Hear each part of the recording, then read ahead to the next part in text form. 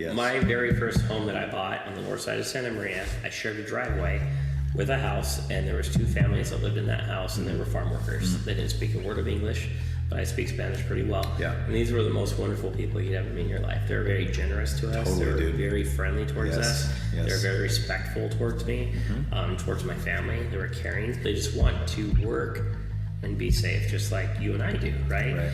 And I respected them because they were up and out at 5:30, 6 in the morning. They didn't get home till 6:30 at night, and they work hard. So wonderful, amazing people, agriculture community, Hispanics, very hardworking culture, very hardworking people. That's not what I'm talking about. Yeah. I'm talking about these other countries shipping people to Mexico to cross the borders and enter into America.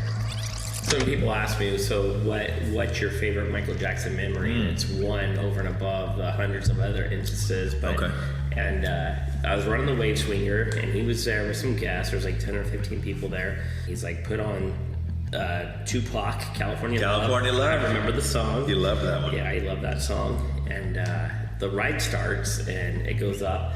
And he starts dancing, like, right in front of me. Like, hardcore Michael Jackson on stage. Stomping, kicking, yelling, ho, grabbing himself.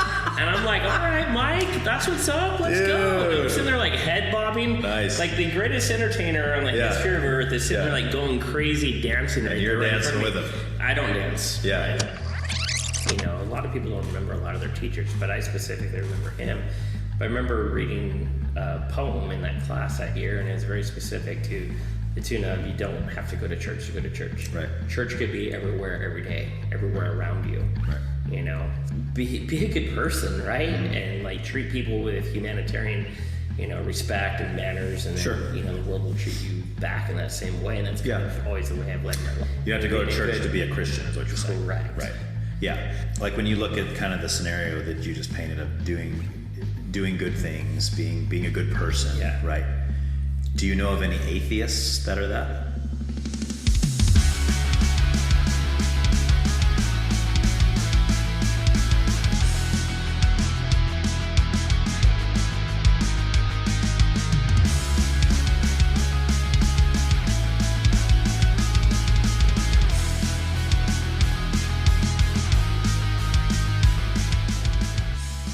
Hello, and welcome back to the podcast that cares, the place where your point of view will be heard, even if it's wrong. The place where you are allowed to fall on whatever side of any fence that you choose, even if it's the wrong side of the right fence, or even the right side of the wrong fence. Yes, it's true. You have found another amazing episode of the Why Can't We Talk About That podcast.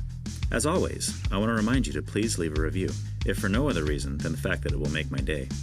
Send me feedback, even if just to say, hey, I listened to an episode of your show.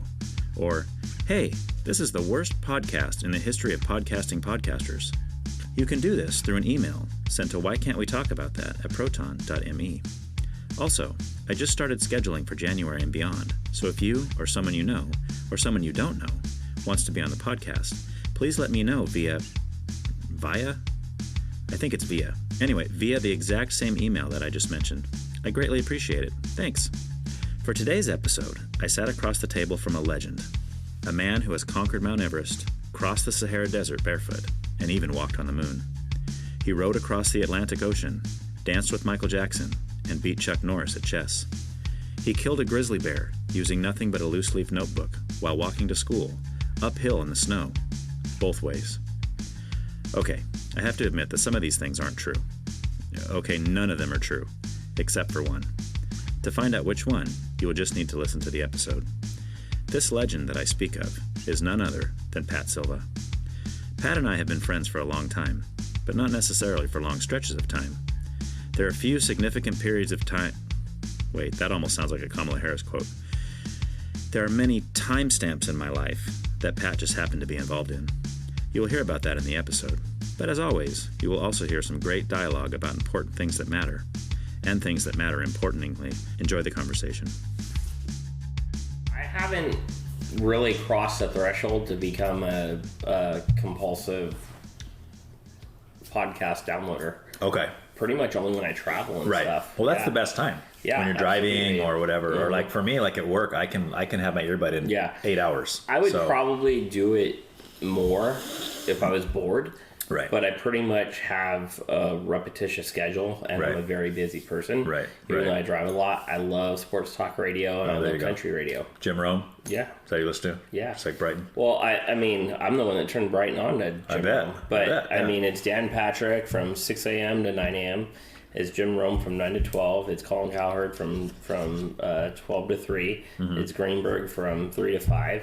And then in and out of that, I'll turn country radio on and off. Yeah. So I've never been a satellite radio listener. I've never been, it's either sports talk or country. Okay. Cool. Well, we're definitely going to talk about that country because you were not a country guy back when we used to talk about music back in the day. So we're gonna get into that. My wife and my daughter have impacted me. Okay. We've been to country concerts and nice, man. Stuff like that. Well, I mean, I'm the same way. Back in the day, back when it was like in high school, I would say I like everything but country. Yeah. That was like the cardinal sin of music. Yes. Like I'm not listening to that hillbilly crap. Absolutely.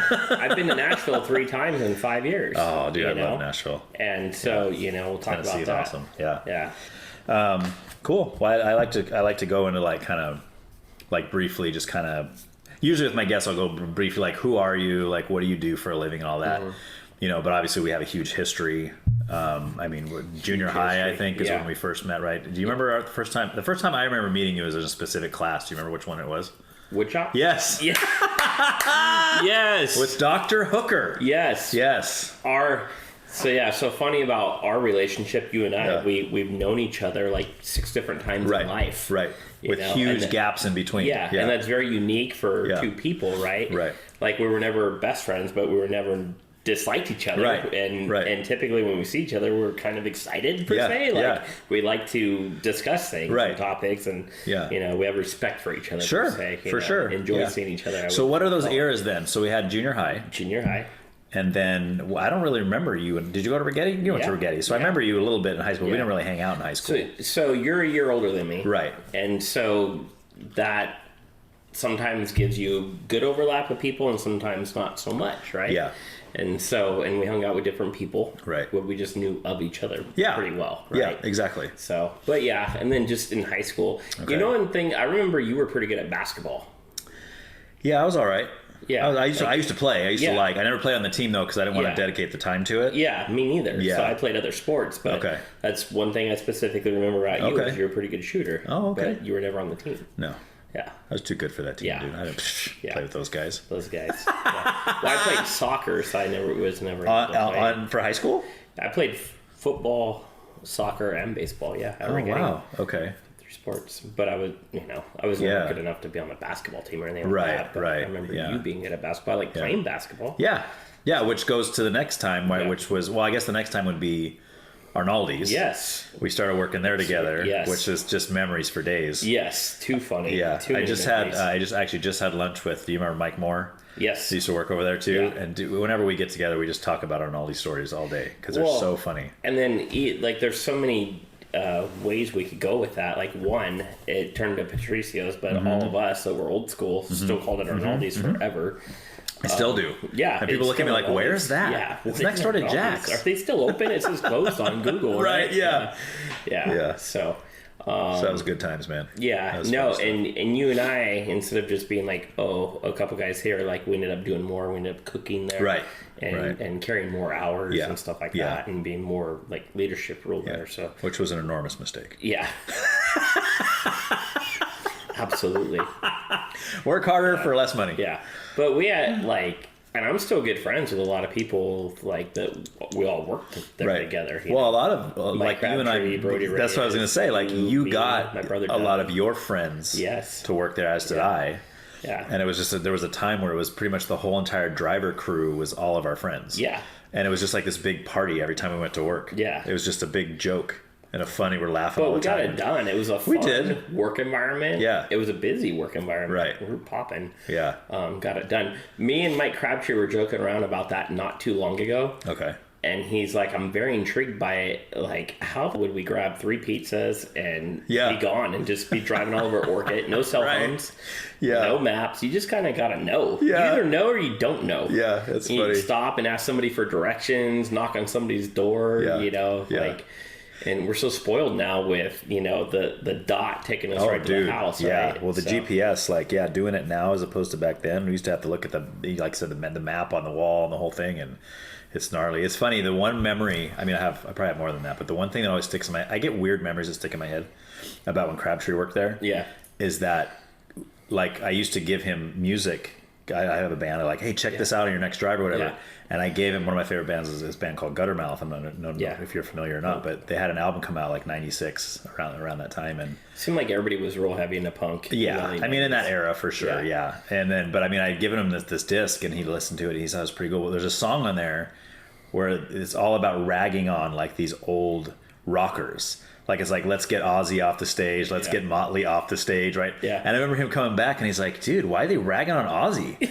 Like, he was, like, all upset about it. He's like, dude, how is he going to rag on Ozzy? Like, what's the deal? And I was like, it's a joke, man. He's like, oh, no, that's messed up, man. I'm not going to listen to that anymore. Yeah. He was upset about it. It's so funny. Yeah. He wasn't, like, wanting to fight about it or anything, but, just kind of like, dude, that's messed up. Yeah. Just a lot of awesome inside jokes in and around, right. There. Right. So I'll share one of our favorite anecdotes of that was, old Gino, right? Oh, man. God bless Gino Arnoldi, right? Yeah. And Justin Lincolnfield would yell 3 rolls, would be down over by the dish sink. And because Gino was all about the money, counting the money on the register. Yeah. And, having kids growing up and like SpongeBob. To me, I equate Gino to Mr. Krabs. Totally. Don't tell me you've never thought that. I have never thought that, but now that you say it, it's totally true. Cash register, baby. Yeah. So, but going back to this joke of 3 rolls, I'm tying it all together for you. Yeah. Rolls cost 75 cents. Yeah. So a 3-roll order is $2.25. Right. But that's fast Justin would always yell 3 rolls, and Gino would be like, "What? An order?" And there's nobody in here. An order came in, and we'd be going like by the sink, just like cracking up. Yeah. And so Brody caught wind of it, and like Mike did, and so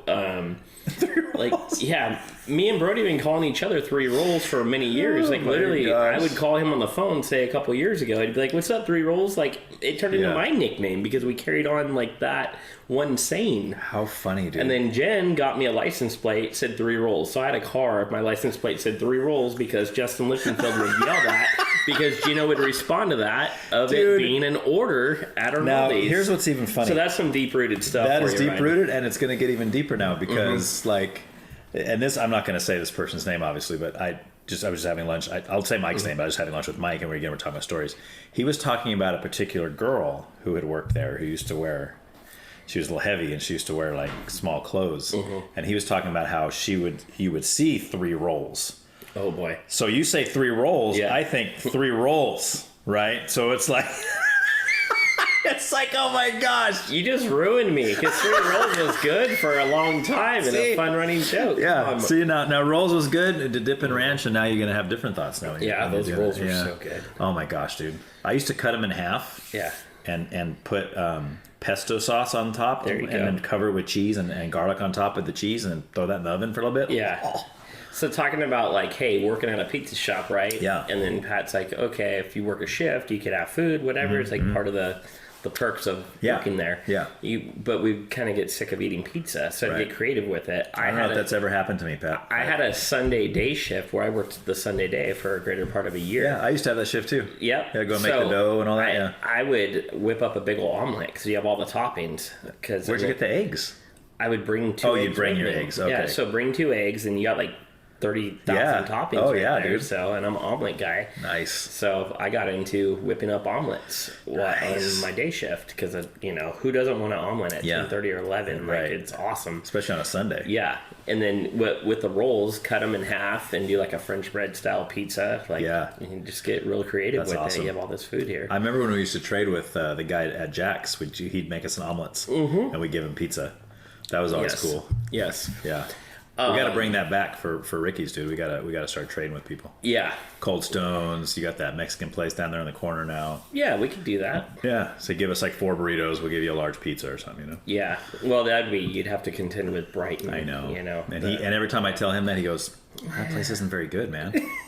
So I haven't tried it yet. I mean, we'll get there, but Mexican food's always good to me. Yeah, me too. Yeah, Brighton gives everything like a 7 out of 10 in life. Yeah, like he has a very high standard. High standard. Yeah. Yes. His taste is very exquisite. Yeah. And we eat out. My wife's a foodie. We go to restaurants and stuff. And we Jen and I have always kind of joked around about that with Brighton, very high standards. But I think that's because Jen's such a good cook. That's what I was going to say. He's grown up with all this good stuff, and he goes out, I was like, what is this garbage? My mom does better than this. Yeah. And so, having said that, it's pretty funny that you're retorting back to me that he's like, it's not that good. Like, it's all right. With them. Yeah, the only Mexican place he ever talks about is that place he goes to in LA that costs like $1 million for an enchilada. You know about that? Yeah, he tells me about it. It's Javier's or something. That's the other dichotomy, like just our friendship, right? Like you become very good friends with my son, right? And learn a lot more about him, my family, us, by your relationship with him, the amount of time which is very surreal together, which very is awesome. Surreal. Yeah, you bet. And I love it. I love the fact that somebody I know growing up is really good friends with my son. Right. I appreciate it. Yeah. I endorse it. It's great. It's a blast. Yeah.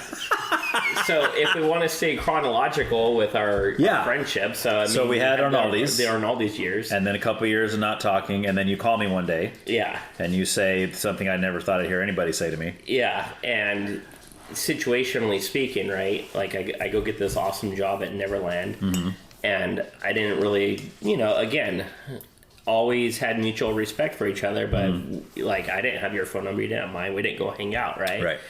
And that was before cell phones, dude. Yeah, absolutely. I just knew you grew up over by Joe Nightingale. So that's like all I knew. I did, yeah. Big Al was like, hey, I need you to find somebody that could work 40 hours a week that you trust. Right. And I respected working with you at Arnaldi's because, again, you assumed kind of a leadership role. You were a cook there, and, you were a father. Yes. Yes. Young father at that time, yeah. Absolutely. And so I go, I could think of somebody that wants a 40-hour-a-week job that I trust and respect and wouldn't mind working with, wouldn't mind spending time with. Right. So, and I reached out to you because all my other friends had stuff going on, and I don't know, nobody's really looking for a 40-hour-a-week job. Plus, they're not as good as me. So. Yeah, absolutely. So, some people were going to school, some people had part-time jobs, but I'm like, you're the first person that popped in my head that needed a full-time job or wanted a full-time job. Because I think I was working. Wanted a full-time job. I feel like I was working pizza at that time. Yeah. I don't think it was at Arnaldi's though. It might have been Round Table. Okay. I think I might have been over at Round Table at that point. But I remember you calling me and say, "Hey, do you have any interest in working at Neverland?" I was like, "Yeah." Hello. What? Yeah. Who gets that opportunity? Yeah, exactly. So but I had no idea what that was going to be like, and those 3 years were such a blast. Yeah. So I put in time, like through my teen years, kind of volunteering, getting to know Big Al, and kind of leg working into there, and then out of the blue I call you, I'm like, hey, I got a job offer, like come in and interview, here's this guy. Yeah. So, and then we worked together for about a year or so, and then I moved on to San Diego. Right. And you kind of took the reins and ran with it and became the guy. Yeah. Well, I don't know if I was the guy. You were the guy. I was the guy who should have been fired lots of times for all the things because I don't know if you listened. I had Big Al on here. Did you listen to that episode? I did. Okay, so you heard the stories about like some of that stuff he didn't remember, but I was like, oh man, remember the time because I literally crashed into his golf cart. Yeah. With the train. Yeah. Gnarly, dude. Yeah. I mean, I would have been fired. I mean, I should have been fired for that, but he was obviously very forgiving and, being Big Al. Big Al's very laid back. So. Yeah. And it's so funny, like our association, it's like, okay, it's Michael Jackson. It's the most popular person on planet Earth. Everybody's always known that, hey, he lives nearby here. People from Santa Maria work there. And it's kind of known here. Yeah. But when it comes up, here we are many years later, and I don't know how it is for you. Like, I don't really talk about it very often, but sometimes you feel like kind of compelled to like insert that into a conversation or just leave it alone and go, no, I'm not going there right now. Because it just opens up such a major can of worms for people. Right. Do you agree with that? Yeah, for sure, depending on who you're talking to. Yeah. Because some people think to themselves, oh, child molester. Yeah, correct. And that's immediately where they go. And I've had people, I guess for me, the thing that used to irritate me the most was when people that didn't work out there, didn't know anything really about him other than what they see on the news or what they see about his music or whatever. And they would make statements like, oh, I know he did that. Yeah. And I would think to myself, dude, I worked out there. I knew the kids, the last kids that accused him. I knew them very well. I knew the whole family. I was out there for a lot of that. Right. And I can't even make the statement you just made. What makes you think you can make that statement? And they would all say to me, oh, well, he's a weirdo. I'm like, okay, being a weirdo does not equal pedophilia. Yeah. You know what I'm saying? Like, you can be weird and not be a pedophile. I know lots of really weird people that aren't pedophiles. So, So that conversation gets introduced. People are intrigued by it, right. But then within minutes, it instantly gets to, do you think he did it or not? Mm-hmm. Almost every single time. So it's like, is it worth bringing that up or not? Right. It's kind of cool to be associated with that. But the flip side, I don't like answering those questions either. Right. But then, when you look a little bit deeper, my mom, of course, was very, big, deep-rooted into the whole Neverland deal on how everybody ended up working there and being Michael Jackson's personal assistant. Right. Like, she got put on the stand to testify, because gnarly. She was right in there. Oh, yeah. Like, she was the only person allowed to go in his bedroom for, 8 years or whatever time frame that was, right?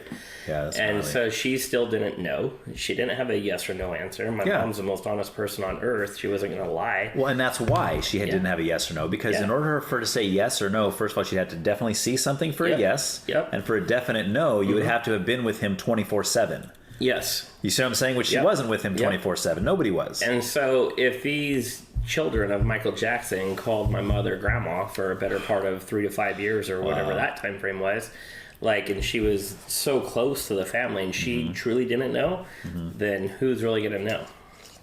Yeah.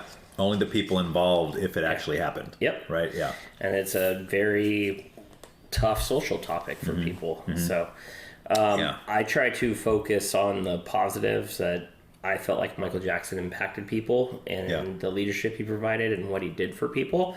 I still try to see the good in what he did for people. Sure. Because I saw him spend, I don't know, a couple $1,000,000 trying to provide happiness for people, per se. Look at all those family days we provided. Right. What, inner city kids, foster kids, homeless kids. Those were some of the best stuff, dude. Those events were the funnest, I think. Those events were more fun for me than the ones with the celebrities. Yes, correct. Just because those kids were, because a lot of the celebrities were kind of like, oh, I deserve to be here. Yeah. I got an Academy Award. I'm awesome. Yeah. And these young kids were like, this is the best day of my life. I cannot believe I'm allowed to be at Michael Jackson's house. It was like they were so in wonder and awe about it, And I felt really good about myself that I was contributing to that good, and I was proud. Yeah. Sure. And I remember one time a kid's like, Michael Jackson? And he started crying, and it's that's not crazy. Another kid's like, you must make $100 an hour. I'm like, actually, it's like $7. Yeah, right. Yeah. The pay wasn't the best. That was the whole thing with it, right? The best, But the experience was unequaled. Yeah. I mean, because again, who can say that they did the things we did out there? I mean, it was gnarly. We got to meet, the experiences we got to have, the one-on-one, and obviously we never got any autographs or nothing like that. It was about the autographs. It was about the time spent. Yeah, autograph on your heart, dude. Yeah, that's absolutely. Even better. Yeah. So but so cool, man. A lot of phenomenal memories, and I'm glad you kind of have the same memories of that place that I do, which nobody else has, which is very unique. Yeah, because for that year, relationship. Yeah, and I don't know if you were out there for this or not. Because again, it's all kind of a blur. I don't remember. Because I remember me and you worked out there, you said it was about a year before you went on, and then I was out there about a year and a half after that, and it was like me and Julio and Javier and all them. But there was a time, I think it was one of the fan clubs that was out there, because remember he'd have the fan clubs come out. Right. And you remember, even if he was home, we were supposed to say he's not home. Correct. Right? So we're out and we're touring the house. They weren't allowed to go inside, but we were out to look outside the house. So you remember, the house is right here, and then he's got his office over here on the left? Yes. So we're out there, and I think it was Curtis was the security guard on duty, and he was kind of helping us and stuff. And I don't remember if Big Al was there or not, but we had been telling them, they're like, oh, are we going to get to see Michael? No, he's not home today. He's off on business, whatever. He's not home today. He's not home today. And we're standing out there, and we're talking, and we've been telling him this for hours now, because we've already been other places. And now we're in front of the house, and homie walks out of the house and walks into his office. Yeah.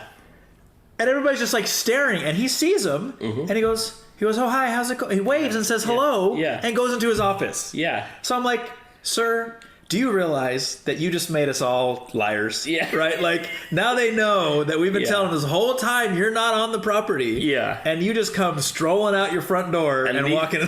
And these aren't random guests. These aren't the foster kids in LA. Fans. These are fans. Exactly. These are the people that want to see you more than anybody. Travel the world to come see this guy. Right. Yeah. But I mean, I'm sure that alone, getting to see him walk from the house to the office was probably enough for them. They were probably just like, oh my gosh, we saw him in person. So So when people ask me, so what's your favorite Michael Jackson memory? And it's one over and above the hundreds of other instances. But we were, you and I, our job was to run the amusement rides, right? And play awesome music for people to have a good time. So we were VIP hosts per se, or entertainers, whatever the heck you want to call it. And I was running the wave swinger, and he was there with some guests. There was like 10 or 15 people there. And he's like, put on Tupac, California Love. I remember the song. He loved that one. Yeah, he loved that song. And the ride starts, and it goes up. That's like a 90-second ride or whatever. Yeah. And he starts dancing, like, right in front of me. Like, hardcore Michael Jackson on stage. Well, where are you? Are you in the booth? I'm in the booth. And is he in the booth, too? Yeah, he was hanging out with me, and then he's standing right there. He wasn't, like, out on the deck where he could get hit by the swing. You could stand right there, because once you start it, you could go out. Right. That one didn't have a foot pedal on it, where you had to stay at the gears per se. Okay. And so I walk out there, and he starts dancing like hardcore, like stomping, kicking, yelling ho, grabbing himself. And I'm like, all right, Mike, that's what's up. Let's go. And I'm sitting there like head bobbing. Nice. Like the greatest entertainer on the history of Earth is sitting there like going crazy dancing right there. And you're dancing with him. I don't dance. Yeah. Ryan. You should have showed him up. Yeah. You should be like, dude. I was doing like a little head bob. I was like, all right. You should be like, Mike, that's okay, but let me show you some of my moves. Buddy. Yeah, I got moves too. And he goes, turn it up. I go, it is. And he goes, turn it up. And I go, you're going to blow the speakers. And he goes, I don't care. And he's like dancing. And so, it was awesome. He's like, I'll just buy more. It doesn't matter, Yeah, so who needs an autograph when you have that? Dude. Yes, So exactly. Like, that was pretty cool. Yeah. That was pretty cool. There's awesome. Yeah. And who can say that? In fact, I'm willing to bet there is not a single person who has ever lived that has that exact same experience you just described right there. Crazy. To be dancing with him on the deck of the Wave Swinger. Yeah. To California Love. Yep. And then I told him no to turn it up, and he's like, I don't care. Yeah. It was funny. So oh my gosh. I can't mince those words, That's just gnarly. But just seeing him, there's another one too. Flip side is like seeing him as a dad when those kids were little. And, right. I think he was a good father, and the kids were very disciplined. Another story was like, making snow cones, and I was making them snow cones, and they didn't say please or thank you, and he took it and threw it in the trash. Yeah. And he's like, well, maybe they'll learn their manners, and they'll say please and thank you tomorrow, and just like little details like that. I remember stuff like that too. He was very big on manners and teaching them properly and right and wrong. Yeah. And they were little back then. And they really came down to the park, and they're like, okay, 3 rides today. Just because we have an amusement park in our backyard doesn't mean we're going to sit here all day. You guys get to pick out 3. Yeah. So things doesn't like mean that. You're going to get spoiled. Yeah. So there was structure. Yes. So which a lot of people, wouldn't know. Right. Yeah. Right. So that was kind of cool, man. Oh man. Yeah. So awesome. So so our Neverland days, right? Yeah. So Neverland days, and then that was over, and we probably didn't talk for another million years, and then Ricky's would be the next thing. Yeah. Yeah. Possibly. I think so. Other than bumping into each other around town here and there, but I mean, correct. Yeah. So now you guys own Ricky's. Yes. And then that's another place I worked way before. Right. Back when it was over by Spencer's. I used to work over there when Ricky owned it. And then I hear I think it was on Facebook seeing that you guys had bought it. And I was like, oh, cool, know. And I was like, oh, I could use some extra money. Yeah. And so I text Jen and, hey, actually I think a Facebook Messenger said, hey, I need some extra money. And you guys get a couple nights? She goes, I think I could use you. Yeah. And that was 3 years ago? Yes, correct. Here we are. And then I had this surreal experience of working with Brighton because he looks and sounds just like you did when you were in your early 20s. There you go. And it's like this weird time warp where I'm old. Yeah. And Pat is still the same age he was back in the day. It's like, dude, what is happening? Yeah, it's like, this is weird, man. But he's fun. We have a blast over there. It's a lot of fun. He's a lot of fun to work with. So that's awesome. So who could say that they've worked with the same person 3 different times in their life? Yeah, I know. That's probably pretty rare. Yeah, it is. Yeah. It is. So it's almost like it's divinely appointed or something. Yes, correct. Yes. And fun at all 3 levels too. Yeah. Oh yeah. That's awesome. With sarcasm, yeah, compliment, work ethic, all 3. Yeah. Just lifetime of fun, man. Yeah, that's right. So what about you as far as now? Like I know you've explained this to me before. I don't think I completely understand what you do for a living. Right. So what do you do for a living again? So I don't broadcast it publicly or post like, "Hey, look at me at work." Like some. Well, that's what this is. So like that. Only say what you want to. And no, it's nothing. I have nothing to hide. Okay. I love what I do. I love my job. I love my career. Mm-hmm. So I've been in sales for many years. I mean, basically since I became an adult, mm-hmm. right? Mm-hmm. And so 10 years ago, I got recruited to be a sales rep in the heating, ventilation, air conditioning industry, HVAC. Residential. Okay. That's what that means. I never knew what that meant. Yeah, heating, ventilation, and air conditioning. Okay. So people call and go, "Hey, I need a new heater. I need a new air conditioner. I need new duct work." Most companies, let's say there's 35, 40 HVAC companies on the Central Coast. Mm. Most of them are like a business owner and have like 2 or 3 guys that work for them. Okay. There are some bigger companies that do a lot of big commercial stuff, big sheet metal hardware, stuff like that. With us, I'm a residential consultant. So I have like 3 or 4 appointments a day where people are looking for solutions. A new heater, a new air conditioner, ductwork problems. And is this like more residential or more business? 95% residential, 5% business. Gotcha. And so I go into their home instead of, you would think, okay, how much is it going to cost? Like, there's a whole process that goes along with it. That's always my question. Yeah. When people come over, like, no, just what's it going to cost, man? Right. And so I got to go through like a process and like look at their house and figure out some details and like kind of find out what's important to them, ask them some questions and kind of get down to how much is it going to cost. Right. But there's just a lot of information that goes along with it. There's permitting processes. We have financing. I have like 3 different financing platforms that I utilize. Okay. There's rebate money. There's tax credits. And do you do all that yourself? Yes, I do everything. Like I do all that information. But you don't own the company? No. Okay. So I have an owner that I work for, Michael. He's a great guy. Him and I get along amazingly well. Okay. He's really good at just being knowledgeable on HVAC and just being a good owner of the HVAC company and being very supportive of what I'm doing, which is driving the money. So we have about 20 employees at the company I represent, be right there. And so it's my job is to sell the businesses, sell the jobs, keep the job sites coming in. And if I don't sell, we don't have a workforce. We don't have jobs. We don't have money coming in. Yeah. So I got to kind of be on my A game on point. But I'm asking people to cut checks for $10,000, $20,000, $30,000. Those are big price tags, and people got to think about it. So I got to, really be on my game and be informative and educational and friendly and have really good information for people to want to buy from my company. Because typically we cost a little bit more than all those other smaller companies. Okay. But that's because your product is better, probably. Yeah. I mean, I have experienced installers. Like, we have a sheet metal shop. I design the systems. So there's just some features and benefits that we can make better per se. When I really get into the Q&A with people, what are they looking for? I mean, are you looking for the lowest cost and just slam this thing in here and be done with it? Or, or do you want to really improve the comfort in your home? Because there's a lot that goes along with it. And that's a hard question. Yeah. Because do you want later on benefits or right now benefits or... it's like that skit with Jerry Seinfeld where he's talking about the medicine. He's like, well, this one says long lasting. This one says quick acting. It depends if I want to feel good now or later. Yeah. So I sit down with people in their homes and most of the time it's generally about the HVAC, but I get into like some big whirlwind conversations with folks about things going on in their home, in their family, their history, where they live. And I mean, a couple weeks ago, I was in a mansion on a hillside near Hearst Castle. Like, it was on that mountain line, 200-acre ranch, Views of the ocean, And you looked around and you thought, man, I could have done this. Yeah.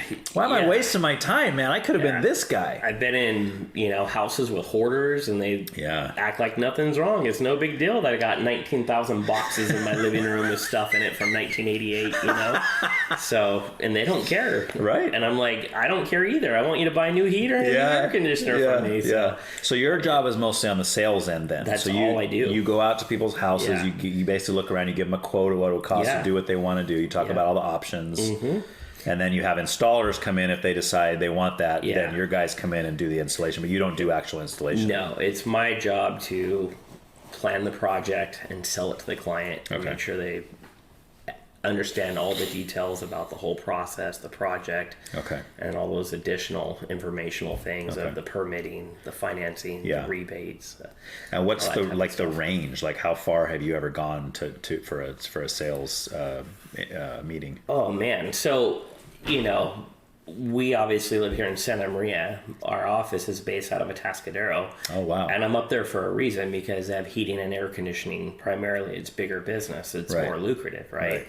So higher commissions, bigger projects. Okay. To where the rest of Central Coast is mostly just a heater. Right. People are buying air conditioners south of Atascadero, San South. I mean, I've been doing this 10 years. I've sold, a couple hundred heaters per se on the coast. But most of the time it's up that way. Right. And, the North County is a really big area. And a lot of people don't really realize how big it is. Like, people go to the fair, or they go to the lake or whatever. But I mean, I'm down these country roads like Shandon, Creston, San Miguel, so you can see places you've never actually seen, which is kind of cool. Yeah. Like, growing up here your whole life, there's probably these little places you've never been before. I could draw you a diagram of SLO County. It's wild. I mean, there's so many little nooks and crannies out there, and there's these 5 and 20 and 40 and 100 acre canyon estates, like, we're out in the middle of nowhere. It's cool, wild. So it's pretty fun. Yeah. And then I came up with something on my own. It's just that, like, people don't go into people's houses like they used to. Like, I've known you for a long time. I've never been in your home before. You've never been here, right? It's the first time. When you get here, you get to see people's stuff, right? And so people meet for coffee, they meet for lunch, they meet for dinner. That's true. But I mean, people probably have a very short circle around them of whose houses they actually go into, and I do it every single day, and it's kind of cool. That is awesome. That's really cool. So that's different. So what would you say is the farthest away you've gone then? A little town called Lockwood. Have you ever heard of that? No. Exactly. It's on the map. Is it like where? What's it near? It's like on the way. It's like west of King City. Northwest of here, then. Yeah, like north of San Antonio, north of Nacimiento. Like, the town's probably like population 100. Oh wow. Yeah, it's way out there. Was it I've been out to Parkfield. I've been to California Valley. I've never heard of any of these places. Yeah, Parkfield's like where the fault line is. Oh, okay. Like north of Shandon. Okay. Yeah. I've heard of Shandon. Yeah. I don't know if I've ever been to Shandon, but I've heard of it. So. Like, any given day. I mean, I sold a system to a guy, like, literally on the beach, on the rocks, on the water in Cambria last week. Okay. He just bought a beach house. It's beautiful out there, dude. Yeah, it's this tiny little beach house, like 800 square feet, 2-bedroom, 1 bath. It was $2 million. Because of where it is. Yeah. See, and that's what's always cracked me up, right? Like, we take these things that God made, like the ocean and the beauty of all this stuff, right? And we put a house near it, and we say, all right, because we put a house near, we didn't make the ocean, we didn't make any of that, God made all that, and we put a house there, now we're going to jack the price up. Yeah. You critically think the way I do, right? Yeah, I love it. And so I'm thinking, okay, beachfront houses are so awesome and so desirable, and they're worth money. Then why, for 50 miles between Santa Barbara and Gaviota, is there no beachfront houses? Right. Right. Because you got to get all the infrastructure there, or that's government land, or whatever rules they put in place. You can't build there, you can't buy it. Plus, Gaviota's way too windy anyway. Yeah, who wants to live in that wind over there? Yeah, it's terrible. So that'd be a half-price beach house, Ryan. That'd be $1 million instead of $2 million. That's all. There's wind there. Right. Yeah. I mean, $1 million for a house right now isn't even that. Yeah. I mean, I think even this one, the appraisal was like $800. Yeah. Dude, this was like $285 when we bought it. Yeah, congratulations. Yeah, the equity game, Crazy. Right? Yeah. So what a societal problem that I have discussions with folks every day in their home, is that, like, I ask everybody, hey, so how long have you been in your home? And whether they said 1 week or 30 years, I always tell them, hey, congratulations. I'm trying to figure out how much equity they have in their home, if they can afford to buy a $30,000 HVAC system or not. Nice. And once they said 30 years, I'm like, bingo, this guy's money, So, I mean, who knows? It's kind of funny. But yeah, the equity game, right? It's like all of us with equity, we don't want to give a penny back. Right. And then people that aren't in the equity game, that haven't bought a house yet, are kind of screwed per se. They're behind the 8 ball. It's the deck stacked against them. So. Well, right now anyway. Yeah. I mean, who knows? Who knows? I think this election coming up in a couple of weeks here is going to play a pretty big role in that. Yeah. But we're not going to go there yet. Let's not go there yet. First, we're going to go to music. So, I know you like music. You're Yeah. a music guy. We've already talked a little bit about some of the stuff we used to play at the ranch and all that stuff. And Absolutely. there's a lot of stuff I had never heard until I worked at the ranch. Right. And it was like, oh, this is kind of cool. You know, Yeah. some of it was probably stuff you would show me, and even now Brighton shows me stuff at work I've never heard, and I show him stuff he's never heard. Right, and that's what brings people together. It's Yeah. like connecting through music. Yeah, And it's awesome. Yeah. So I mean, so what's the earliest you can remember liking music? Growing up, I had two older brothers, of course, Greg Yeah. and Doug, and they're awesome. And Yeah. they were pretty heavily influencers on me as they kind of started in rap, right? Okay. And so I remember being 7, 8 years old, and I had a 10-year-old and a 12-year-old brother, started playing rap music. Okay. And then, so that's my earliest beginnings of really Yeah. liking music or being influenced with Okay. music or seeing what's out there, right? Do you remember any of the specific rappers that they used to listen to? Absolutely. I mean, it was it was back in our tape deck days. Yeah, yeah. And the dual tape deck Right. and recording. Yeah. So So we're talking like mid to late 80s at this point? Because you Yeah. were born in what, 70? No. yeah, 79. 79, okay. Yeah, so late 80s, and see, I really, and a lot of people that know me know that I liked Sir Mix-a-Lot way before Baby Got Back. Oh, I did too, when the Yeah. Swass album came out, dude. absolutely. Oh, yeah, dude. Yeah. My And Posse's on Broadway. most people that know me well knew that Posse on Broadway was my favorite song. Dude, the all through my bass in that childhood. song was gnarly, man. Yeah. Well, see, that one, the song that got me hooked on him was Buttermilk Biscuits. That was song Just number because one I thought on it the was album. the funniest thing I'd ever heard in my life. And I Yeah. remember I heard him actual rap. I was like, oh, he sounds normal, like Yeah. when he raps. Like, Yeah. I think that was like T-Pain before T-Pain, Yeah. like some, editing per right. se. I don't know any of T-Pain. The only T-Pain song I T-Pain know was is known the for Taylor synthesis- Swift. I don't even know what it's called for autotune. Oh, really? T-Pain, there's a documentary out there on it that T-Pain kind of put autotuning on the map, or killing singing or killing the music industry per se. Okay. But T-Pain's actually a pretty good singer if you hear him sing. But he was like the one that was credited with autotuning. But I'm saying before that, Buttermilk Biscuits, our jam from 1989, Yeah. was like autotuned per se, or something. Right. He did something to Well, it. he made his to voice higher. Yeah, he made right. his It voice sounds like he's higher. on helium or something. Yeah, fast rapping and Yeah. whatever. Yeah. But that was song number one on Yes. that album. And then Yes. Posse on Broadway was song number 2 That's right. on Yeah. that album. Yeah. What was song number 3? I don't know either. Something Soldier. Oh, was it? I don't know. I'm curious if you're right. Swass. I remember The Swass. album was called Swass. But there was a song too. Yeah, and there was a which song there was that called remix Swass. now where people say that. Yeah. But that don't you wish your boyfriend was or Swass like me? Yeah. Yeah. But then they had a new version of that come out, and everybody's like, oh, this song. I was like, dude, that's old. Yeah. But then there was the other one where he did the high voice, Square Dance Rap. Yeah. That was the other Yeah. one that was on there. Yeah, And those are the Square only Dance 4 Rap was songs on I there. remember off there. Yeah, but like Digital Underground. Yep. Yep. Shark G. Everybody just remembers Humpty Hump. Humpty Hump. Yeah. But I thought Digital Underground was pretty good. How altogether. How old were you when you found out that Shock G and Humpty Hump were the same person?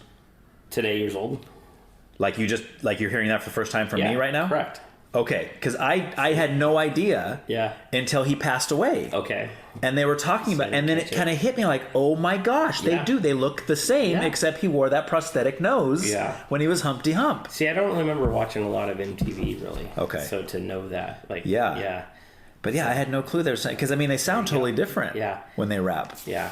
So I would say you seem like a very passionate music person. And of course you are, hence you love to talk to people about music. I do. Like for me, and I wouldn't say I'm a super passionate person about music. Mm-hmm. I enjoy music. I like music, but I wouldn't go to the extreme to say I'm passionate about it.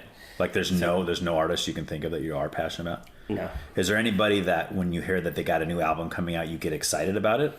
Yeah, for a while it was Eminem, per se. Like, I appreciate his lyricist, per se. Yeah. Like, I think he's a lyrical genius. Oh, and then he's the his, best. His style Yeah. is so unique and different than anything we've ever heard. And the fact that he's white and kind of a black person's rap Sure. world, Yeah. you know? Yeah. I mean, and there's a lot of jealousy and envy towards him for that. Right. Or what is he trying to do? He isn't trying to do anything. He's just trying to rap. And Right. he brought a new style and flair, and I watched 8 Mile. Like, I think we had the DVD. Yeah, I watched 8 Mile several times. Mm-hmm. And I'm a big fan of Eminem, I would say. Like, get excited about that. But I don't really know a lot of his newer stuff over the last, like, 6 to 8 years. Yeah, I'm not so I can't even say I'm that passionate about it because I didn't keep up with all his newer stuff. Yeah, I haven't heard a lot other than the singles that come out, but I haven't heard probably his last 4 or 5 albums, except this brand new one that just came out. Yeah. Have you heard anything from that yet? No. And the only reason I listened to it is because somebody sent me a message and said, dude, have you heard the Death of Slim Shady album? He says, and this is what got me. He said it sounds just like he did on the Marshall Mathers LP. Wow. And I thought, okay, I got to listen to this then, because to me the Marshall Mathers LP is the height of Eminem. That's to me that was the greatest sound. I mean, and all the ones around that are good too. The first one was good.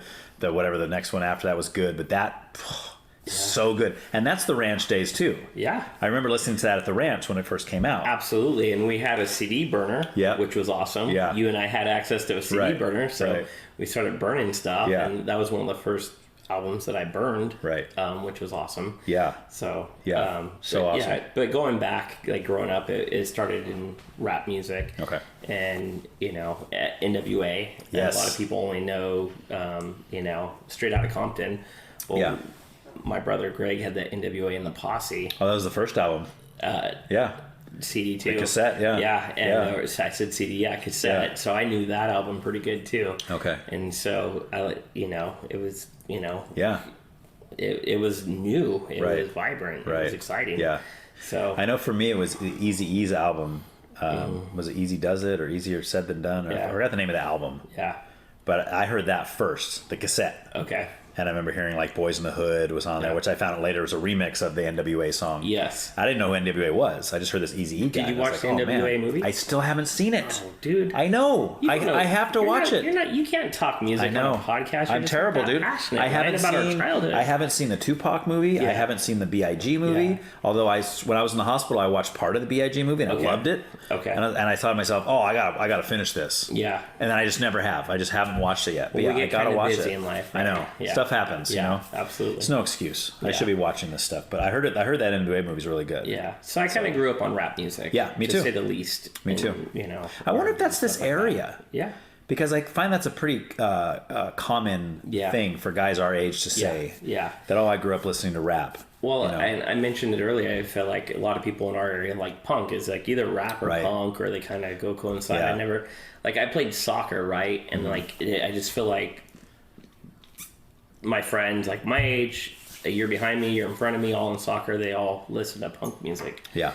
But that's probably 90s though, right? Yeah. Like mid-90s? Yeah. And I never got real heavy into punk music. Okay. Not until a little bit later. I probably owned like 4 to 6 punk albums. Oh, I got to know which ones, dude. I had some friends that listened to it. Okay. And so obviously NoFX and Blink 182 before they went mainstream. Yeah. And then I really liked Rancid. Oh, Rancid. I had the Rancid CD. Which one? Out Come the Wolves. Yeah, nice. Great album. Yeah, dude. I could rattle off like 10 songs off that album. I can still listen to that one today. Yeah, so I'm like, hey, I kind of like punk because I really liked that album. Right. Which was great. Right. So, but I dabbled in it. See, I wasn't super all in. Yeah. I didn't go to the concert. Everybody was going to concerts and stuff. So. I didn't really back then either. It wasn't until I was out of high school, probably like late 90s, I started going to shows at like Ventura Theater and all that stuff. But and talk about like the generational changes, right? Like we're all like how we are parents now about knowing where your kids are and what they're doing. Like sophomore, juniors in high school, like going to these punk concerts, like we go to people, like there's mosh pits and stuff going on. But our parents didn't know that. Yeah. They had no idea. It's kind of wild. Yeah. Yeah. I remember hearing stories about, like, man, I kind of want to go to one of these things. Right. You know, even though I'm not real heavy into punk. Yeah. You know? Yeah. So I wasn't either, and it wasn't until later. I mean, because now, still today, I don't know if you know this, but now today, that's my favorite genre. Okay. Hands down. Specifically, like 90s skate punk. Yeah. You know, some of this like NoFX, Rancid, Pennywise, some of that stuff that you're talking about. Yeah. Guttermouth. You know, that's all my favorite kind of stuff. But it wasn't until probably late high school for me that I started getting into that, because I knew there were guys who were into it, and I would hear these names. I would see just T-shirts with the band names on it and stuff. I was like, oh, what's that? I would see this guy with a mohawk, and I was like, oh, those are the punk rockers. And but yeah, it wasn't until later on. It wasn't, I got into Bad Religion first, was the first one I got into, and then that led into some of the compilation albums that had all those other guys on. I was like, oh my gosh, this is like where it's at, See, and what I later found out is all these bands that people were listening to, I thought they were nationwide bands. Mm-hmm. They weren't. They were like kind of like West Coast centric bands. Right. And I didn't know that. Yeah.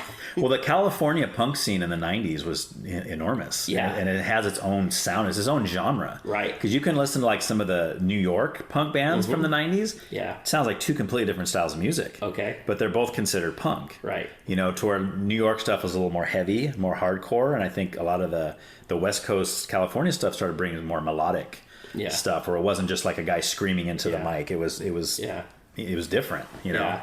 And so, like, for me, like, I like live music. If we go somewhere, like, anywhere where there's live music at, I'm going to listen, even though, I was kind of more of a sports guy growing up, so I can't play guitar, I can't play piano. I do not have a musical bone in my body, AKA rhythm. I have no rhythm, right? And so it's the whiteness. Yeah, I'm always intrigued by music, or I like music. I like live music. Harry's has a pretty cool live music scene in Pismo Beach. Oh yeah, yeah. So we've been in there. I haven't been over there for that, but winery, and like I like seeing a live band.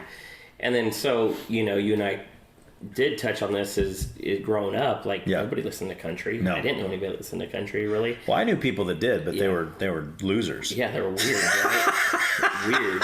They were wearing Wranglers and cowboy hats, and I didn't want anything to do with that. Yeah. So, and I didn't know really anything about country music, and my wife and my daughter over the last 15 years have been very heavy into country music, and I've developed a liking for country music. And now that's kind of where I'm at. Like, I'll listen to everything. Right. Like, if we're at a friend's house having a cocktail, background music's on, we're listening to some, some regular,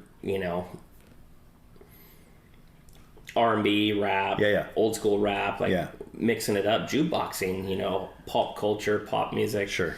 Driving in the car, it's going to be country music probably with Jen. Is that her favorite? Yeah.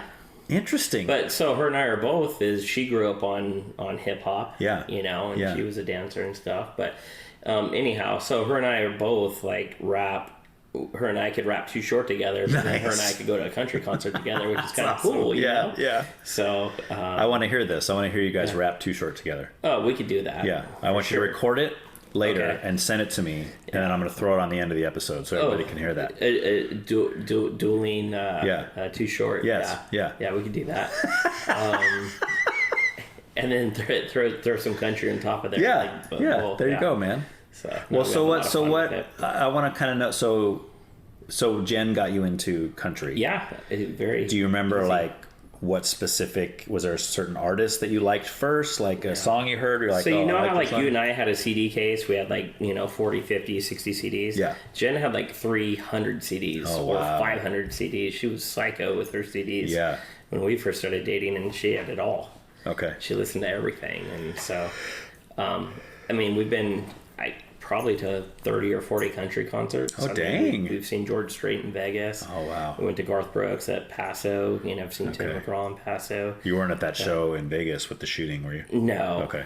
Is that Jason Aldean? Who was that? Yeah, that was at a festival. Right. Yeah. Right. Jen's cousin Claire, who you've met before. Yeah. She was at that. Oh, no way. Yeah, absolutely. Mm-hmm. She ran. Yeah, so that's wild. But yeah. Yeah, the 91, the Route 91. Yeah. What was it called? I know quite a few people that were there. I mean, because it's close, and he's such a big name. Close to Vegas, yeah. Yeah. Everybody's like, let's go see him. Yeah.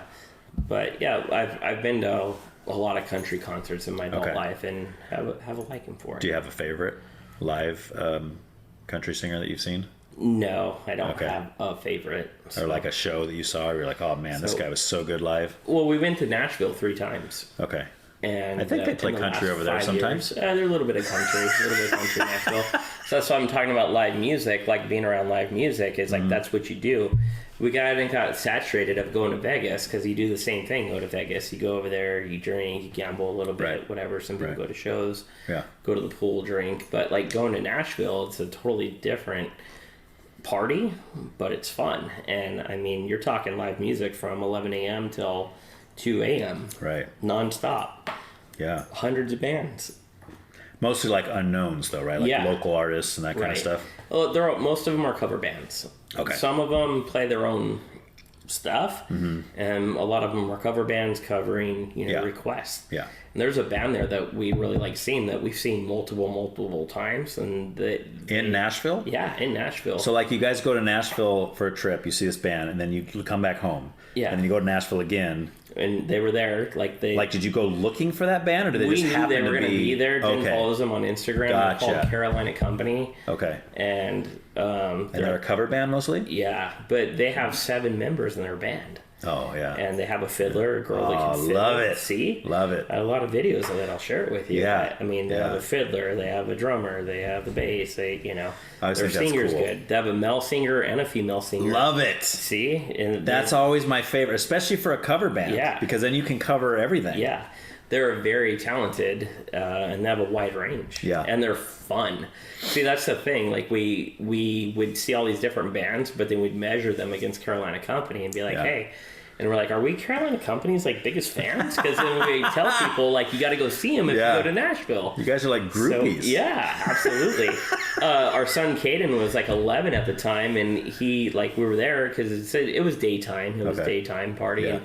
And he was going up and putting $5 and $10 in the tip jar, requesting songs. They started talking to him back and forth because these guys are fun and they're festive. Caden ended up getting up on stage with them and singing, Brooks and Dunn songs. Oh, no way. Stuff. Yeah.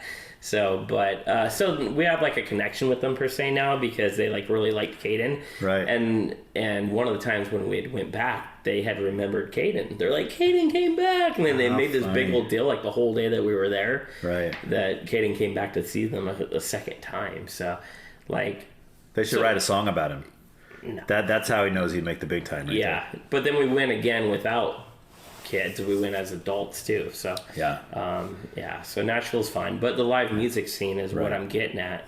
I really appreciate live music because again, I'm not very musically centric or talented or inclined. So that's why I have an appreciation for it. And enjoy it from that vantage point. I have an appreciation for anybody that can get up on a stage in front of a bunch of random strangers and just do their thing, whether it's a band or a singer or a dancer or a stand-up comedian, any of that stuff. I'm like, I just can't. Yeah. I can't even. I get so. So I took just recently, a couple of years back, when I finally got my AA at Hancock, I had to take a speech class, and I opted to take group speech, which means you get in a group, right? And there's 3 or 4 of you, and you're giving your final presentation or whatever, and you're all up there. And I thought, oh, this is going to be easy. This is a piece of cake, because what I'm nervous about is me being the only one up there. Dude, I still got nervous, dude. So you made a critical decision to take a group speech class instead of an individual speech class. I wussed out. Based on that fear. Yes. Yeah, gnarly. Well, I always quote, again, not to quote Jerry Seinfeld again, but he always talks about that. He says, the number 1 fear in America is public speaking. That's right. He says, number 2 fear is death. Yeah. He goes, that means if you're at a funeral, you'd rather be in the casket than go doing the eulogy. That's wild. But even say at work, right? My job is to be a presenter. Right. And sometimes it's, I'll have 4 or 5 or 6 people involved in a presentation. It's wild. But you're good at that though. You've always been kind of a talker and a sometimes presentator. Presentation's a half hour. Sometimes it's up to 3 hours to get. And people have hundreds of questions, and sometimes the husband and the wife and the mom, or it's See, that would be the easy part for me though. Would be answering questions. Yeah. I could sit there and answer people's questions all day long. Right. But if you said, all right, Ryan, I want you to put together a speech, a presentation that I want you to get up in front of the group tomorrow and spend a half an hour giving it. Yeah. Dude, I would probably call in sick that day.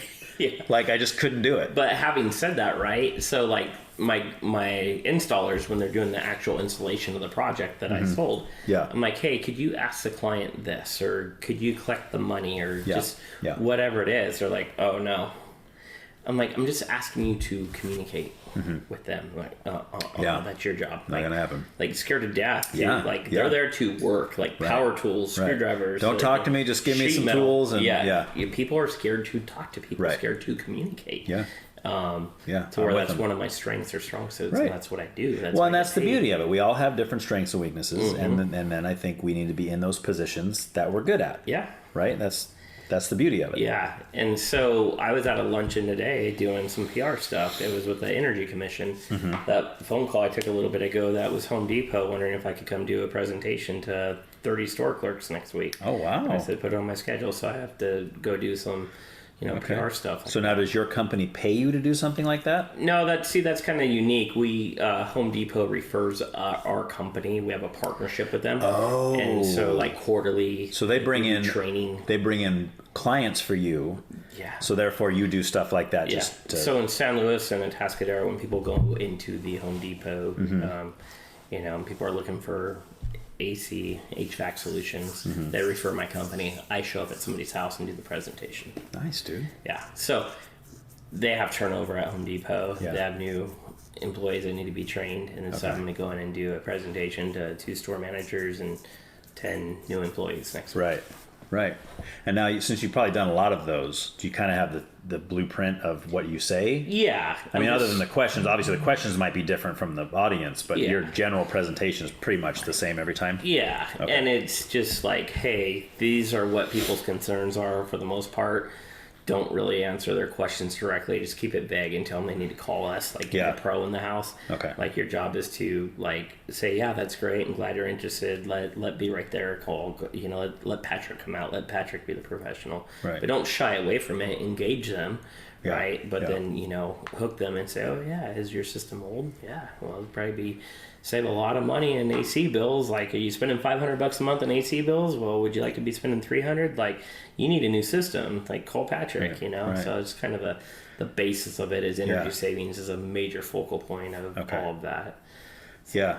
Yeah, I understand. I mean, because we've had people do, we have solar now, and that's why we had a guy who come over and give a presentation. We've had solar for like 10 years now or something. It's good. It's all. I mean, living here, it's awesome. My electrical bill is like $250 a month nowadays. It's wild. Get solar, dude. No kidding. I talk about you should kilowatt savings and kilowatt draw energy savings like all day long. Right. So you guys own your home, right? Yeah. Yeah, get solar, dude. We're talking about it. We're thinking about it. Dude, it's so awesome. Yeah.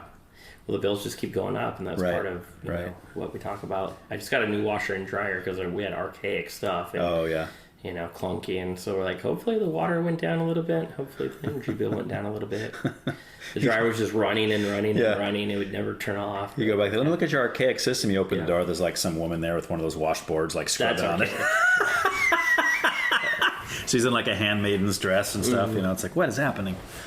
All right, so let's dust off the music section here by If You Can. I know this might be hard for you. Did we go off on a tangent a few times today, Ryan? Always, dude. That's always. Kind of our MO. This podcast, every podcast this happens, but I love it. That's the beauty of it.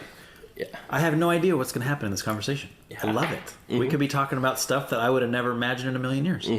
But just like, could you give me like of your lifespan, a top 5 favorite artists-ish?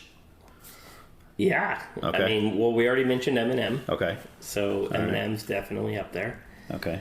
So, I'm still going to put Sremixla on there because it was a big part of my childhood. Yeah, dude. So. What happened to him? Has he done anything since the Baby Got Back album? Having said that, that's pretty funny. About 5 years ago, Brody called me. He lives down in Thousand Oaks area. Yeah. He's like, dude, Sremixla's coming to this small little venue down here. You need to get down here. And he's like, I got tickets from my buddy. Like, he's in the industry and entertainment, bar industry. And he swaps and gets tickets to go to places. And so I got tickets to go. Did you go? Yes. Shut up. Yes, I saw Sir Mix-a-Lot a few years back. This is a few years ago. Yeah, absolutely. So he's got to be what, in his 60s now? 90s, 90-year-old Sir Mix-a-Lot rapping. How was it? Yeah, it was awesome. Really? Great night. I got some video I could share. Did with he you. do buttermilk biscuits? Did not do buttermilk biscuits. He That was didn't a have little the bit helium. too fast for him. He was out of helium at the time. So out of helium. okay. Yeah. Wow, dude. How cool for you. Yeah, it was fun. And because, again, Brody, one of my best childhood friends, knew that, Sir Mix-a-Lot was my dude. Yeah. And, played Posse on Broadway. Nice. And old stuff. And so it was And it was a real night. small venue? Yeah, probably 200 people in there. Okay. Yeah. Was Canyon Club? You ever heard of Canyon Club? No. Yeah. No. I don't get out much, dude. Yeah. But it was probably pretty personable then. Like, did he talk to the audience a lot? Yeah. Okay. Yeah, he was great. That's so cool, man. Yeah. I think I high-fived him, like he walked by and I Nice, high-fived dude. him or whatever, yeah. So Oh, man. he didn't do any Michael Jackson dance for me No, right there. no, not quite that cool. Yeah. You're like, seeing Sir Mix-a-Lot is pretty cool, but I mean, I've danced with Michael Jackson. So, Yeah. I mean, you don't really go up from that. Yeah, correct. Yeah. All right, so that's 2. Yeah. What else you got? So, man, That's a hard question. yeah, it's a very hard question. I don't think I can answer it. narrow down. I know. Yeah. Yeah. I'll throw some country in there. Yeah. I mean, I would say Brooks and Dunn was the first country album that I had, and they're really Okay. good. All right. So I've always liked Brooks and Dunn quite a bit. Okay. I like Tim McGraw quite a bit. So Okay. that's 2 and 2. So that's probably your favorite 2 country guys? Yeah. Okay. Yeah. Even more than Billy Ray Cyrus? Yeah. So, and then, and I liked rock music too, so I'm going to have to put AC/DC on there. Oh, there too, you go. Because, Okay. I like some rock music. A good friend All of right. mine, Kim Teixeira, loved AC/DC, and every time I hung out with him, Yeah. we were always pumping AC/DC. Okay. And, going out on the boat, AC/DC was always rocking. Right. So, the question for the AC/DC fan is Bon Scott or Brian Johnson? probably Scott. Yeah? Yeah. Bon yeah, Scott guy? yeah, Okay. Yeah. All right. I'll have to ask him. Highway to Hell? Yeah. Okay. So, All right. yeah. I can't really tell the 2 apart very much. I mean, I think Brian Johnson sounds... The whole idea was to keep the same sound, right? Yes. Yeah. Right. So, Right. It's like that guy that sings for Journey now. Sounds just like Steve Perry. Yeah. Looks nothing like him. Yeah. He's like an Asian guy, but he sounds just like Steve Perry. Like Yeah. you would never know that. Did Journey make any songs other than Don't Stop Believing? Oh, yeah, dude. I thought that was the only song Oh, they made. you would know if you heard other ones. Oh, okay. Yeah. Yeah. Open Arms. Who's Crying Now? Okay. Dude, you'd know. If you heard, you probably just didn't know it was Journey. I Yeah. probably Any Way You Want It. Mm-hmm. Dude, that they probably, I could probably play 15 songs for you right now and you'd be like, oh, I didn't know that was Journey. Oh, I didn't know that was Journey. I'm gonna kick Sir Mix-a-Lot off that list and put Ice Cube on there. Ice Cube. Yeah. There we go. I'm a huge Ice Cube guy. Okay. Well, we can leave the list 6. I mean 5 is like, it's just a round number kind of, even though it's an odd number, it's not even. Yeah. No, I like Ice Cube better than Sir Mix-a-Lot. I would have to agree with you on that. Yeah. I mean, Ice Cube for me was, again, I came into his solo stuff before listening to NWA, but when the Death Certificate album came out, Absolutely. that's what blew my brain away. I like how he raps angry. Yeah. Yeah. Yeah, he just really wants to fight people. And he always looks, he's got that wrinkle at his eyebrow. Yeah. He always looks so stern, Yeah, yeah. What a successful gangster rapper. Yeah, dude. You know? And he's smart, dude. Yeah. Like I hear him talk politics now. Yeah. He's a very smart person. Yeah. He started a basketball league. Oh, did he really? Oh, yeah. Nice. Yeah, 3-on-3 basketball league. Okay.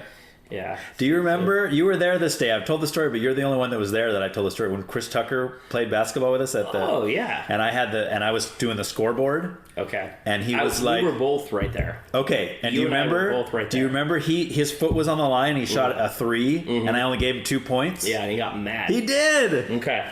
That was a 3, man. Yeah. That was a 3, man. I said, dude, your foot was on the line. Nah, man, that was a 3, man. And he talked like that. Yes. Okay, so this... Just like in the movies. You're going to love this in Cincinnati. So, Chris Tucker, right? So, Yeah. I remember what it was. It was Joe Jackson's 75th birthday party. And we had like hundreds of celebrities in the house. That was my first event. Yeah. That's when I derailed the train. Okay. Down by the house. So, clearly they all came to see you and me. Obviously. Yeah. All these celebrities came to see Ryan and Patrick Of course they at did, yes. Neverland, Yeah. right? And Bill Bellamy and Chris Tucker hanging out. Nice. And it was my idea to put a sound system on the basketball court because there previously was not one there. Okay. And I'm pumping DMX. Okay. And Chris Tucker's looking at me and he goes, "Not bad for a white boy." Like kind of in that voice, you know? I'm like, all right, what's up? You know, and we're pumping some music. And, you know, there's a bunch of people that are shooting hoops, and Jermaine's kids. Jermaine Jackson and his kids were at Neverland all the time. Right. And none of us employees like Jermaine. He was a jerk. Yeah. He tried to impose his will on all of us all the time. He just Right. wasn't a very nice guy. Yeah. But his kids were cool, and they loved to play basketball. Yeah. And so, anyhow, they were shooting hoops, and Jeremy Jackson, Jermaine's son, took his shirt off. Uh-huh. And Chris Tucker said to him, as these specific memories that you and I have, he said, "Man, put your shirt back on. You look like a little skinny piece of wood." That's so awesome. Yeah, he's like so 13-year-old little black kid. Yeah, you know, yeah. Jermaine's son. Chris Tucker talking crap to him. Right. And I'm dying laughing. Dude. Like, Chris Tucker's like the height of his fame. Yeah. You know? And he talks like that in real life. Right, A lot of people don't know that. Well, so it's funny. So I have a and that memory. antidote, I still remember it. I've said it many times. Yes, It was so great. I don't think that was the same time that you're talking, because this wasn't on Joe Jackson's birthday party. There was another time in the daytime. Okay. Where it was. I think it was the same day I'm talking about with the scoreboard. Okay. And he was there. Jermaine's kids were playing. Against Chris Tucker and some other guys. So similar, and but the song different. Miss Jackson by Outkast came on. Okay. And every time he would either Chris Tucker would like make a shot against him or whatever, he'd turn in and go, "I'm sorry, Jacksons," and he'd like sing it to him, but he'd like call them Jacksons because they're Jacksons. Yeah, so funny, dude. So similar memories, but different instance, same people. There. Right. Pretty wild. Yeah. Yeah. I don't think I ever made it down to that side of the property during Joe Jackson's party because I was on the train. Okay. And then I derailed it, which I thought, again, another time I thought I was going to lose my job. Right. Like my first big event, Yeah. I stinking derailed the train down by the house. Yeah. Thankfully, it was before the party had really gotten started. I only had like 3 people on the train. It wasn't that big a deal, but I had to call Big Al. Big Al, I have a problem down here by the house. Yeah. What's the problem, Ryan? Well, you know the train's on the tracks? Yeah. Well, it's not right now. Train's not moving. Right, the train. That was your way of saying you derailed the train nicely to our boss. Exactly. Yeah. Well, the train is on the asphalt. Is that a problem? Yeah. Or so did you guys get the crowbars out? Dude, I don't remember. I think what it was is there was a big branch that was right on the switch. Oh wow! So as I was trying to go through the switch, because remember it was down past the house, you go to that roundabout, and then you start heading back towards that way. And it went through the switch. Lifted. Yes. And it hit that stick and went boom, and it just kind of slid. Yep. Like the engine made it through. Yeah. And I think the second car made it through. And then by the third car, it started to swing out wide. Yeah. And I was like, and I stopped it, obviously. Yeah. Like, oh my gosh, what's happening? Yeah. But I remember hearing the big thunk when I ran over the stick. Yeah.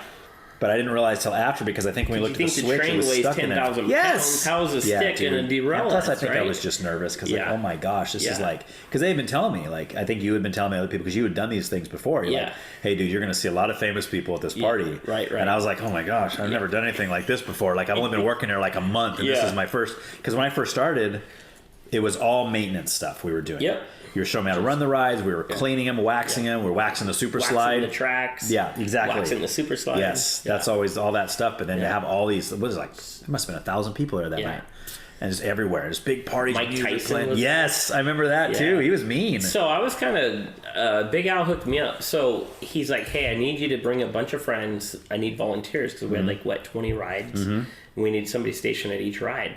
And so he gave me like some authority. He's like, I'm not going to have you on a ride. I'm just going to have you walking around making sure everybody's okay because we have a bunch of volunteers there. Wow. So I got to look like a machismo, dude. Did. I got to be the guy. Wow. So I was walking around talking to people. I had my walkie-talkie. I remember I had my Superman tie on. Nice. I remember that. Yeah. Yep. And but I was showing Mike around, and he goes, "Where's the bathroom?" And his Mike Tyson squeaky voice, you know, and I'm like, "It's over here." Blah blah blah. So you didn't tell him, "Shut up." Yeah. You didn't say it to him. Yeah. No. Oh. Not. Weren't feeling brave that day, huh? Yeah. No. Yeah. Mike Tyson. So there was another boxer there. Who was a Mosley? Yeah, I think. Oh, I don't remember him. Sugar Shane Mosley. Yeah, he was there. Yeah. I remember. I know I didn't see everybody there. I remember like Jennifer Love Hewitt was there. Christina Applegate was there. I remember Blair Underwood was there. Yeah. Because that event, I had a bunch of people come out for that event too. Yeah. Because Big Al said, "Oh, anybody wants to volunteer?" I brought both my cousins. Hampton was out there that day, and that's the time that AJ, the chimp, spit on my other cousin's forehead. No, dude, it was the greatest thing ever. Like, because you remember how when we drive the train, he'd fill up his mouth with water, and he'd run and jump at the bars and grab and go, shoo, and he'd shoot this big stream of water out of his mouth. We were over there before the event started because Big Al said, "Oh yeah, you can show your guests around." So we're walking down by the zoo, and we're like, we seen the cage, and I had no idea he was going to do that, dude. But we're like right up on the fence, and AJ goes, fills his mouth with water, runs to the thing, dude. And I mean, it hit my cousin right in the forehead. It was the greatest thing ever. It was so stinking funny, dude. We laughed for days. We still laugh about it today. That monkey was wild. Oh, he was ornery, dude. Yeah. Very, very mean monkey. Good thing there was two fences. Yes. Yeah. That's probably why. Yeah. I wouldn't want to mess with that guy. Yeah. Rip my arms off and beat me with them. But anyway. Yeah.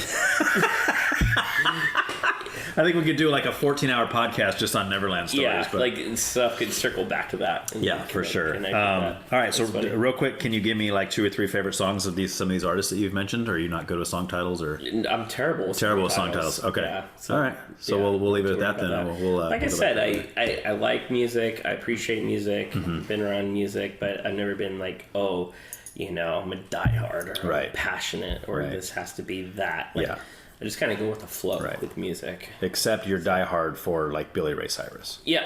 Other than him, just that. Only when he has cutoff jean shorts on. Well, yeah. The jorts. How can you resist? Yeah, and probably the mullet, the action in the back. Yeah, the mullet. So cutoff jean shorts and mullet. All right. So. All right. Well, how about sitting down conversation about politics? Where you at, man? How we could do that. How are we feeling about politics these days? How are we doing? Man. We got a big election coming up in 2 weeks. Again, getting back to kind of my work thing, I can't talk about politics at work. Okay.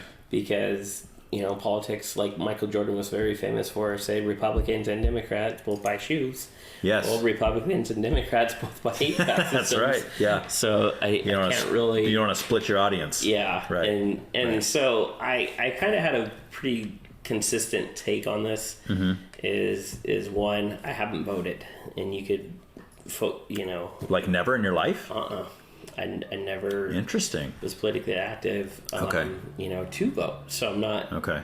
This year either. You're not going to vote still. But So having said that, like, I think I got ruined in 8th grade is when we learned about the Electoral College. Okay. And I found out that, the personal vote didn't matter. Right. The Electoral College decides the presidency. Right. Well, it doesn't mean your vote doesn't matter. Yeah. The Electoral College votes matter. But if your vote, your popular vote will make the electoral votes. Yeah. Right? But because if you win the state, then your state gets those electoral votes for your candidate. You could win the election without winning the popular vote. Correct. Or you could win. You could win the popular, like 2016. Hillary won the popular vote. Yeah. But she lost to Trump because of the Electoral College. Right. Right. So, which I've never had a complete comprehension on, and I'm just like, wait, what? Yeah. Well, the way I understand it is that the reason they do that is because the basic bare bones of it is, without the Electoral College, New York and California will decide the election every single year. Yeah, because of the and that makes it so all those other states don't mean anything. Right. So at least with the Electoral College, every state has somewhat of a say-so, but it's always dicey because living in California, if I vote Republican, it's probably going to be a drop in the bucket. It doesn't make any difference at all because California's been blue for as long as I can remember. Right. It probably will continue to be blue until the end of the world. Yeah.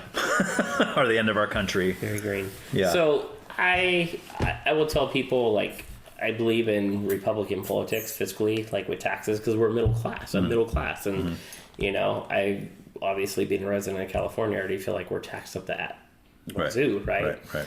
And so just everything that I read or seen or believe is that, at least I'll be able to retain more of my paycheck, being Republican. Sure. So more conservative kind of values as opposed to liberal. Yeah, correct. So from that standpoint, that's fiscally though. Yeah. It's kind of funny, like, and Donald Trump is so polarizing to people. Yeah. And, you know, I like a lot of things that he believes in. So, you know, his mannerisms, and he's kind of derogatory, and he's been derogatory towards women. So I understand why, you know, some people don't like him from that front. So I'm not going to come out and be like, oh, I love Donald Trump. He's the best. But my wife doesn't like him, you know, but then he's my Republican candidate. And I say I lean Republican, right? Right. So you would say you don't necessarily like Trump. Yeah. I think he's entertaining. I think he's funny. Yes. I you know, I like his public speaking. Right. I like his business standpoints that he makes. Is, you know, he speaks with energy and leadership, and with business tact, and cares about the American people. So I like that about him a lot. Sure. That he really wants to bring values back to the American people. Right. To where, you know, like the Democrats, like I'm a very generous person. I'm a very loving, caring person. I like the fact that they have social programs to help people. Sure. But at the end of the day, I don't want to give away my entire paycheck because everybody wants help and needs help and support in these 900 different programs. Right. So like I'm like right in the middle with it. Yeah. So it's kind of hard. Well, then it's hard too because all these people that quote unquote need help don't always need help. Right. Because there's all these shysters in there that are trying to cheat the system and are trying to mooch off the system, and that's part of the problem too. It's part of the problem. I think for most of us, like I used this example before, I don't care if I know you or not. If some guy comes to my door and he's like, dude, I'm starving. I know you don't know me, but I can't feed my family or whatever. I don't care who he is. I don't care what he believes. I don't care what he looks like. I don't care about that. If I have the means to feed that guy and his family, I will do so. Absolutely. And I think that's most Americans feel that way. Absolutely. The problem is we have the homeless people asking for money, and we have people panhandling and all this stuff. I don't know where that money's going. That's my problem. Right? I don't know if I'm supporting his heroin habit or am I actually putting a cheeseburger in his stomach. Yeah. You know, if it was the cheeseburger, I'm all for it, but I'm not going to support his habit. And I have a hard time with that. All of it is, one, I carry a case of water in my car. I live in my car, driving around all day long, being an outside salesman. I give away water bottles to homeless people quite a bit. Okay. And I've always been that way. I've been doing that for a long time. Right. One time, I had a guy absolutely refuse a water bottle, and I thought to myself, man, I'm a terrible salesman. I can't even give away free water to a homeless guy. I'm like, no, take it. He's like, no, I don't want it. I'm like, no, take it. And I'm like, that's like the opposite of selling ice to an Eskimo. Yeah, people say, he's such a good salesman. He can sell ice to an Eskimo. You're like, you're such a bad salesman. You can't sell water to a homeless guy. I can't even give it away. I'm like, dude, I need to just quit and start over. And go, like, I don't know. Oh, that's funny, man. Very funny. So, but I've always been, you know, as giving as I could with my Christian values to be generous to others because we have abundance, you know, and then like if we're on the road, we travel a lot with the youth sports. Like I hate throwing away food and having leftover food. We bag up our food quite a bit, and I'm always, it drives my wife crazy and my kids crazy. I'm always trying to give food away to people. So, cause I hate throwing it away. Right. So we do that all the time. Yeah. So that's good, man. That's how you get into heaven. Yeah. No. Yeah. So. No, I would say that's a byproduct of walking with the Lord. I think that's kind of it just kind of gives us that love for the less fortunate and all that. But I mean, again, like the logical side of my brain always analyzes things. And like I said, I don't want to be giving my hard-earned money for someone to use it for their alcohol addiction or whatever, not to feed them. That's why I'll buy food before giving him money. Yeah. If he has a sign, I'm hungry, please, and he's by Wendy's, I'm like, look, dude, I'll go in and get you a Baconator and come out here and give it to you. But I'm not going to give you $10. Right. You know, so Jen's had the grab and go case at the shop for a while, and after it's like a 2-day-old, like, you know, we need to do something with it. I've been giving away a lot of food to homeless people for the last couple months. Oh, nice.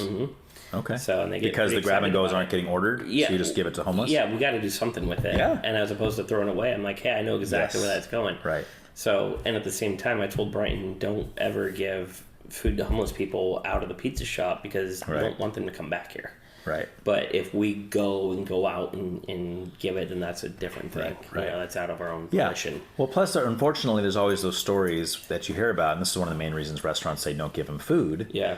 Is because let's say I see a homeless guy out there by the outside of Ricky's, and I'm like, oh, here, I just made this 8-inch pizza for you. You know, God bless you, Merry Christmas, whatever, right? Yeah.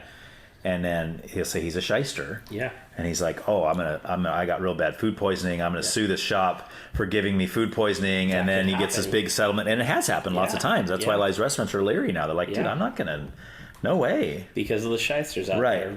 They ruin it for everybody. Yeah. It's such a true saying. Stuff like that happens. Right. So I agree with you in that stance where I'm trying to help people. I want to be generous to people. I have abundance. But at the same time, I feel like the homeless issue is this huge epidemic. Yeah. It's a social problem. Something needs to be done about it. I don't know what the solution is. You have any ideas? Fentanyl? I mean... Well, but how do we get rid of that? I mean... Yeah.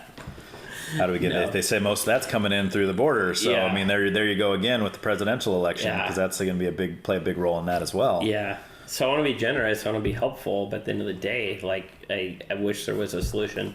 I wish there was a lot less homeless people than are out there. Right. But they got to want to help themselves. Well, and that's just it. And then the homelessness thing is something that's come up a lot on this show, and we've talked about it a lot. And ultimately, what I think I've come to after talking to all these different people is that there's two kinds of people out there, right? There's homeless people that actually want not to be homeless. They're out. They would give anything to not be homeless. They want to get off of the drugs they're on. Maybe they want to get back into society. They want to be able to eat, have a warm place to sleep. Yeah. They want all that. Those people, they're going to be the ones that are going to jump on a program if you offer it to them. Say, hey, look, I got this rehabilitation program. You come in for free for you. We'll feed you. We'll clothe you. We'll teach you a skill. We'll teach you a trade. Yeah, you can go out into the workforce. Yes, exactly. And you can start living. We'll let you live here until you have enough money to get a place of your own. Right? Rehabilitation kind of places, right?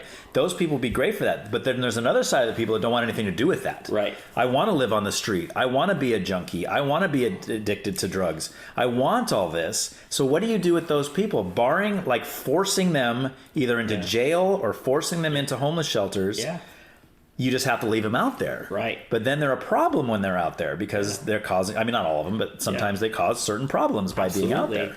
And then even at this and individual communities within the Central Coast and just anywhere else, nobody wants them to build a homeless shelter near their business or place of work because now they're aggregate in an area and they cause issues. They cause problems. They're not, desirable to look at or see or be around. Everybody just wants them to go away. Right. So what do you do with them? Right.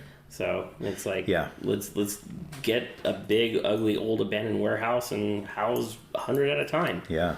It's like, how do you enforce that? How do you do that? Like, Right. I wish some of our social policies went towards housing them, in a mass way as opposed to them being on the streets. Because I feel like they at least deserve that. Sure. But even at that, it's like, where'd all the money go, Newsom, for these billion-dollar programs that were supposed to be towards homeless and for homeless, because they could have did something. But now, you hear about them building a $10 million, $20 million facility in LA, and they're living better than you and I, working class people. It's like, wait, when did that happen? Yeah. Where did we skip steps 2 through 9 to where we're like, now we're penthouse for homeless people? Couldn't we just do like some 10 by 10 cells like we do for, our incarcerated population and like build something out like that to where, you could put 100 of them in there. Well, but see, people would be mad at you for saying that because they'd say, well, they're not prisoners, Pat. I mean, we're going to treat them like prisoners. No, not locked in, but like, same architecture. On the street, 10 by 10 by 10 cell, like at least they're housed. Yes.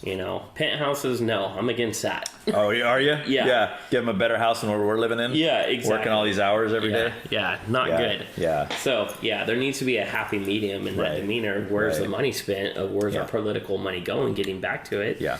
It's like everybody wants to vote. Everybody wants that, but... where's the money? Where's the results? Right. And I just feel like I'm disappointed over and over again by politicians. I don't want anything to do with it. Right. Well, and I think that's where a lot of people are at. We get jaded. We're just kind of like, what's it matter? The whole system is jacked from the ground up. Yeah. So the only solution is to tear it down and start over. It's like, well, that's just not going to happen. Nobody's going to tear it down. So we're forced to be like, okay, I can either not vote at all, which is, you're right. You don't have to vote. There's no law says you have to vote. Yeah. Or we can pick the better of the two in our own mind. Or like for me, like I vote based on my life. Yeah.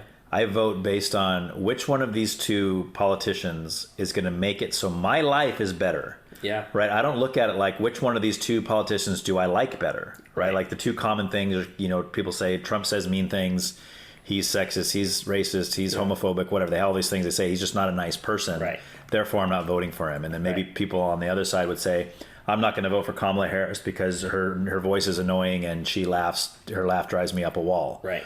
Right. I don't think either one of those is the right reason for me. I don't vote that way.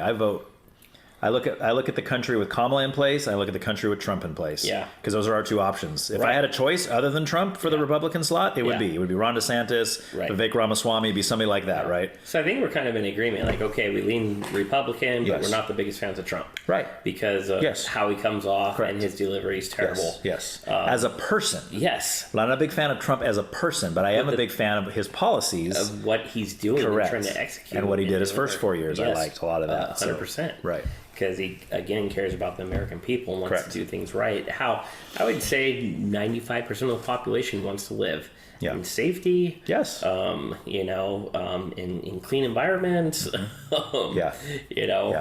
Just without all this extra stuff. Well, we all want basically that same thing, right? But then security, safety. Yes. Yeah. But then you get into all like the what's being known as the woke politics, right? Yes, the push for all this other stuff that's happening that really doesn't affect my life at all. I mean, I don't, if a guy wants to wear a dress and say he's a woman, okay, that's fine by me. Yeah, as long as you don't expect me to call you her or she, because now you're making me lie. Right, I'm not going to lie. Yeah, I just don't understand how and when this got to the forefront in politics to be the most important agenda. Yeah, why is that the big push? Yeah, right, exactly. And that's kind of where I disagree with that side of things. Right. Yeah. Right.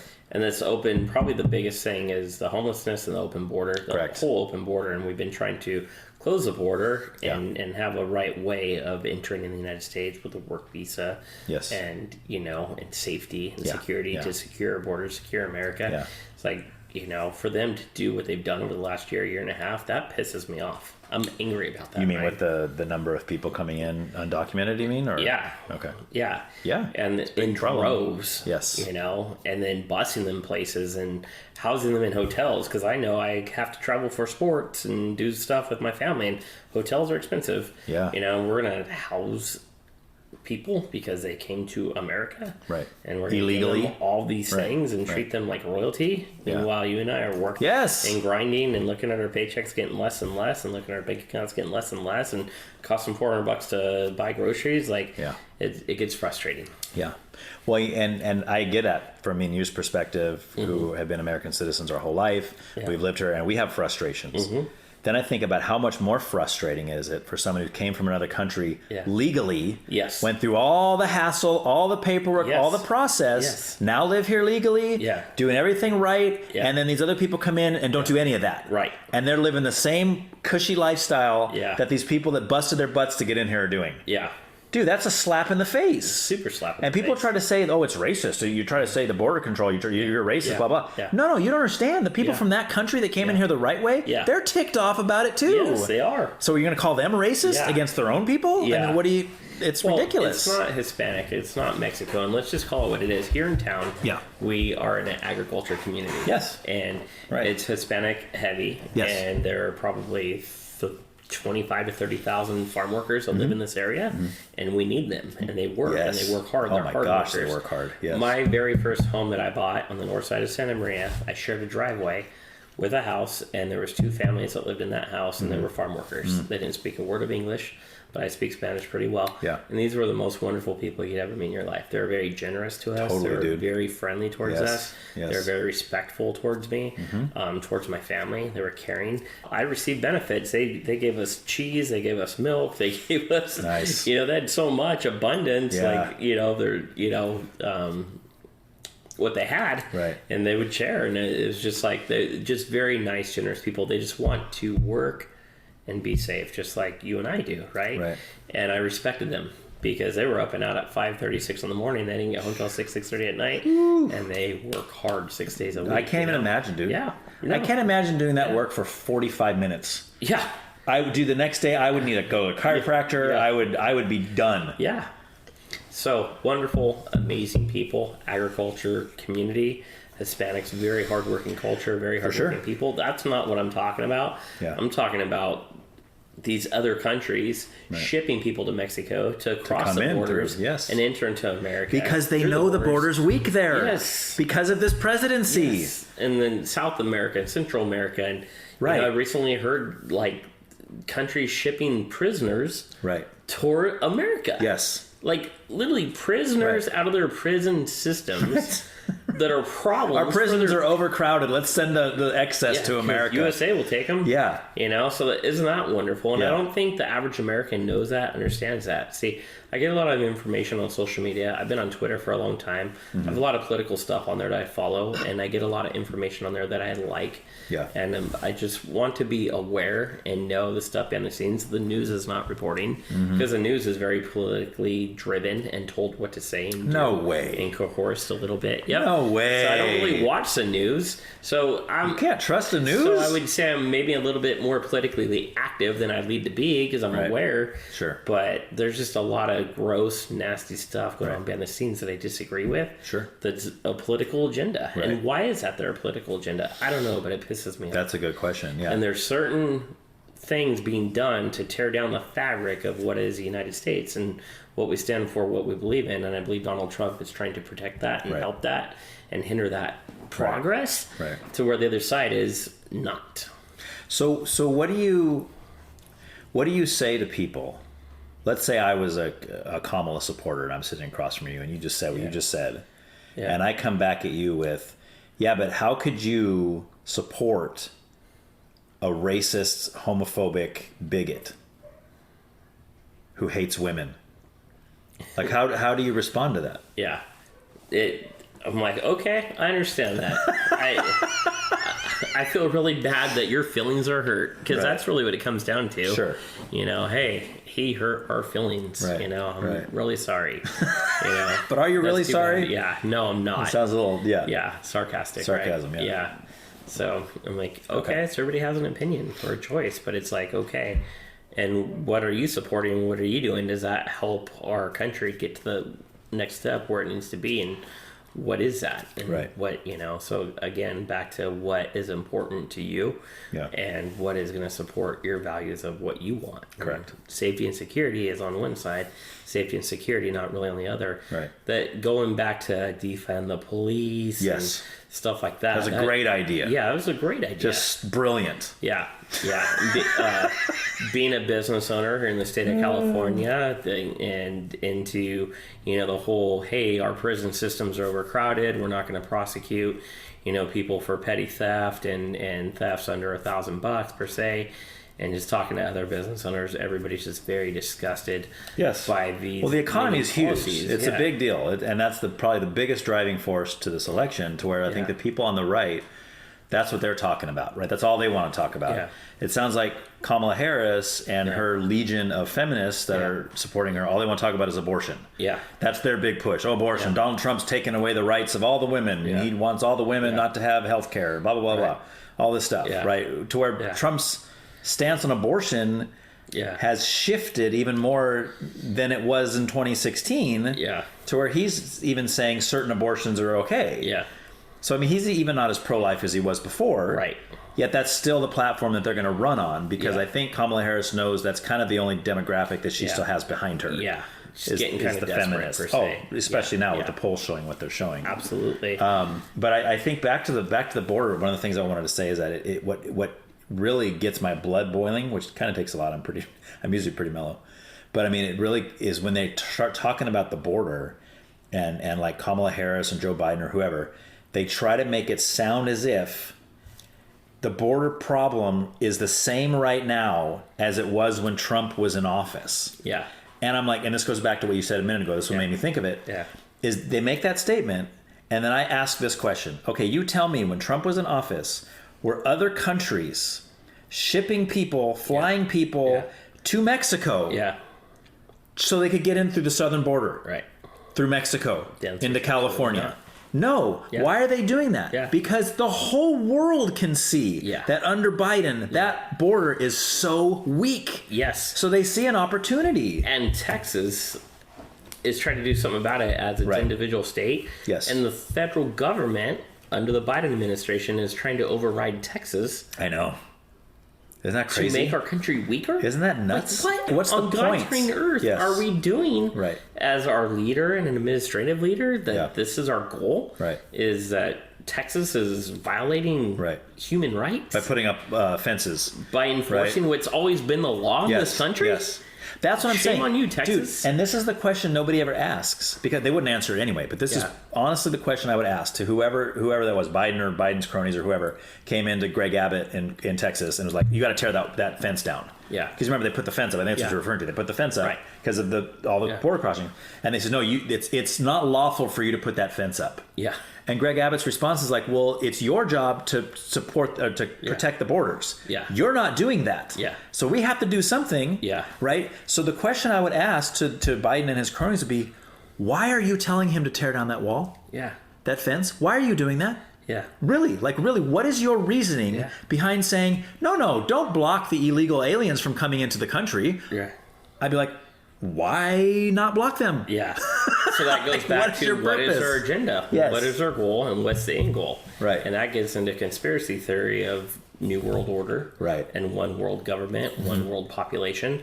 Do they fall under that, agenda? And is that really truly their end goal? Right. Is to unify that. And I think that's true. Okay. Or else they wouldn't be pushing that agenda of open border, of availability and abundance here in America, and feeding and doing everybody. So do you think that, so let's go with that. Let's say that is what's happening, just for the sake of the argument. Do you think the people involved know that that's what they're doing? Absolutely. You do. You think it's all, so you think like maybe the 1000%. intergovernment is in cahoots with other countries and saying, okay, we're going to try to get this one world government going. Yeah. So here's what we got to do in America. Here's what we got to do in China. Here's what we got to do in Russia. Let's all work together doing our part so we can make this happen. And this is going on really big in the UK right now. They're getting overrun with immigrants of very poor countries. Yeah. We don't see it a lot, but it's going on big time over there. And they're getting frustrated. Well, they get violent over there with their frustrations. We're here in America. Yeah. We just kind of keep, drinking our lattes and going to Starbucks. So going, far. Hey, we'll see. It hasn't infiltrated in my town yet, so I really don't care. Right. Right. But who knows what's going to happen. I don't want the,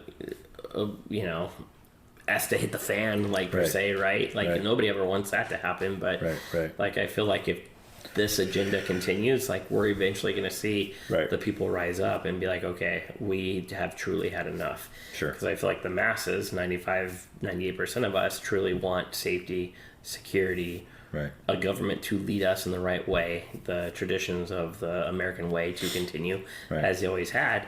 But if there's an alternate agenda involved, which I believe there is, of what is the deep state, then there's nothing we could do about it. Hence, them allowing them in will continue to vote in their favor that they stay in the lead and stay in popular vote. Sure.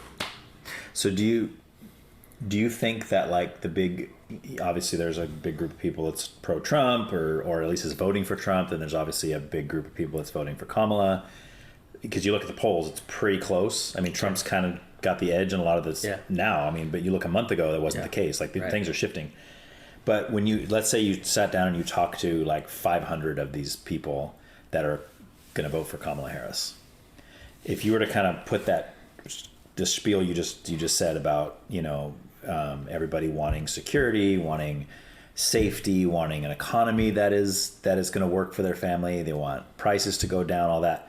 Do you think those Kamala Harris voters would say, yes, we want that, that's why we're voting for Kamala Harris? Yes, because they believe she's going to do that. They believe that the Democratic way, I think they're so scared that if the Republican popular vote, Trump gets in, all their social programs are going to disappear. Right.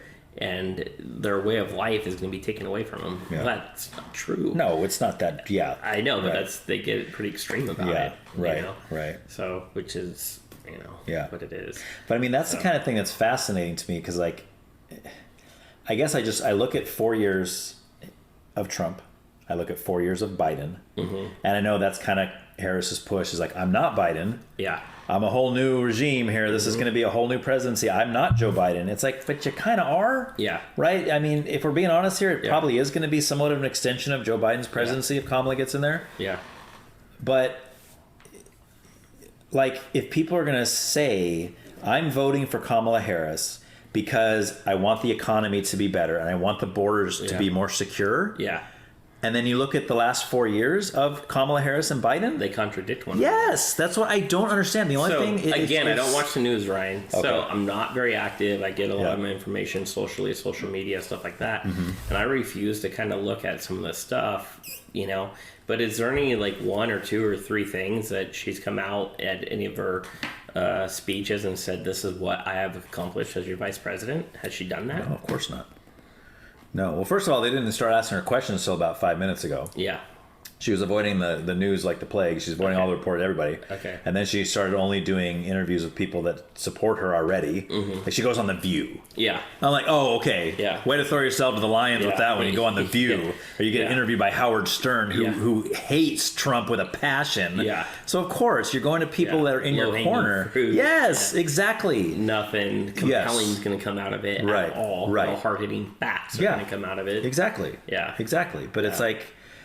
no, I have not heard her say anything about this is what I've done. Yeah. Because one of the things like J.D. Vance and some other people keep pushing on her is to say, you keep saying what you're going to do, what you're going to do, what you're going to do. Why haven't you done it? Right. You've been there for 3.5 years. Right. Why have you not done it? And that's the one thing that keeps being asked, and she won't answer the question. Right. She just keeps going back to Trump. Well, you know Trump this, you know Trump that. No, I didn't ask you about Trump.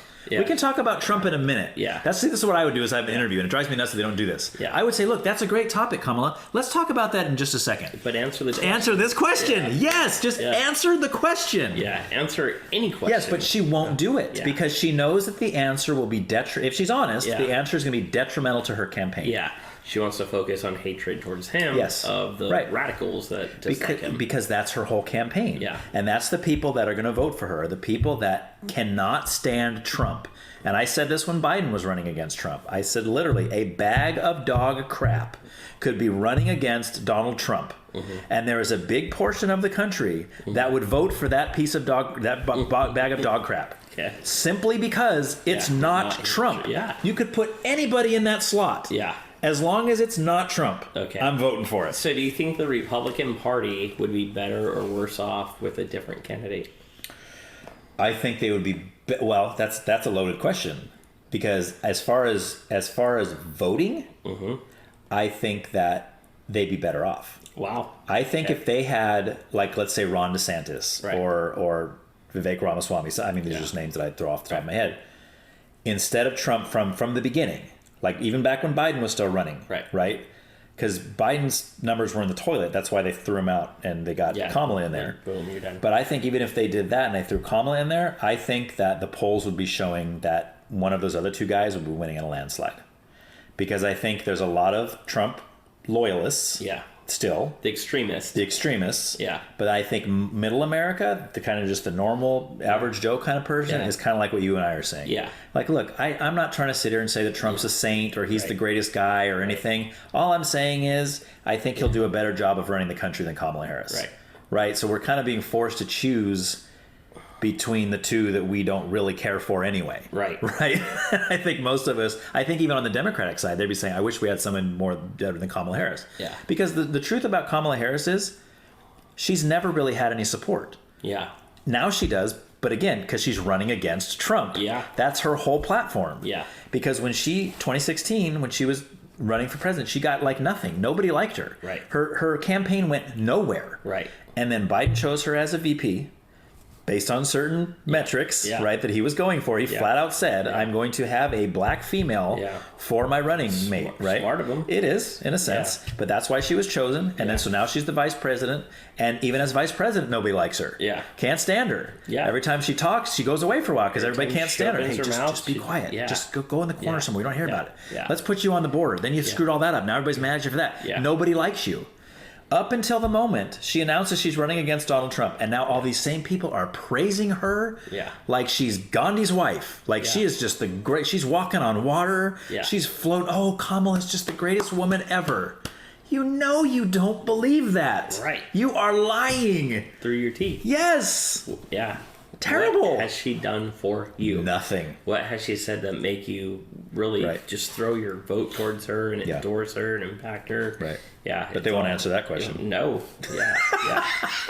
Yeah. Well, that's so a lie. why don't we ask all of her supporters, what has she done? Yes. To make you want to endorse her? Right. Right. With passion. Yes. And their answer is going to be? She's not Trump. She's not Trump. Or she'll be the first female president. Yeah. That's what they say. Yeah. Do you ever watch? Are you familiar with Charlie Kirk? I'm not. Oh, so he's a younger guy. He started a Turning Point USA as his kind of organization, but he does this a lot. But he's been doing it a lot more recently because of the upcoming election. He goes to college campuses, sets up a table and a booth, and basically asks me anything you want, or he'll have a sign that makes a statement. Yeah. You should vote for Trump in 2024. Yeah. And he'll go to like a liberal college and do this, and then it's just droves of students, right, come up and talk to him. But the cool thing about Charlie Kirk is the guy is brilliant. He's got every statistic you can think of right here in his noggin. Ready to so go. when they say stuff like, "Oh, the border's worse now than it was when Trump was in office," he'll go, "No, it wasn't. When Trump was in office, there was this many people coming through. Right. Now there's this many people coming through." Right. And he knows it all, right there. So he just kind of throws it at him.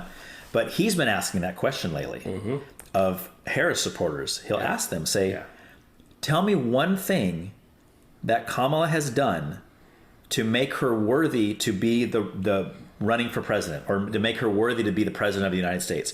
What skills does she have that's going to make her a good president of the United States?" Yeah. They have nothing. Yeah. They have nothing. The only thing they say is speaker. She's terrible. Yeah. She's not just not a good speaker. She's a terrible speaker. George W. Bush was not a good speaker. Okay. George W. Bush looks like Shakespeare compared to Kamala Harris. Okay. It's terrible. Right. Terrible. Yeah. I don't know if you could tell, but I'm not a big Harris fan. I don't know if you're getting that. I gathered that a little bit.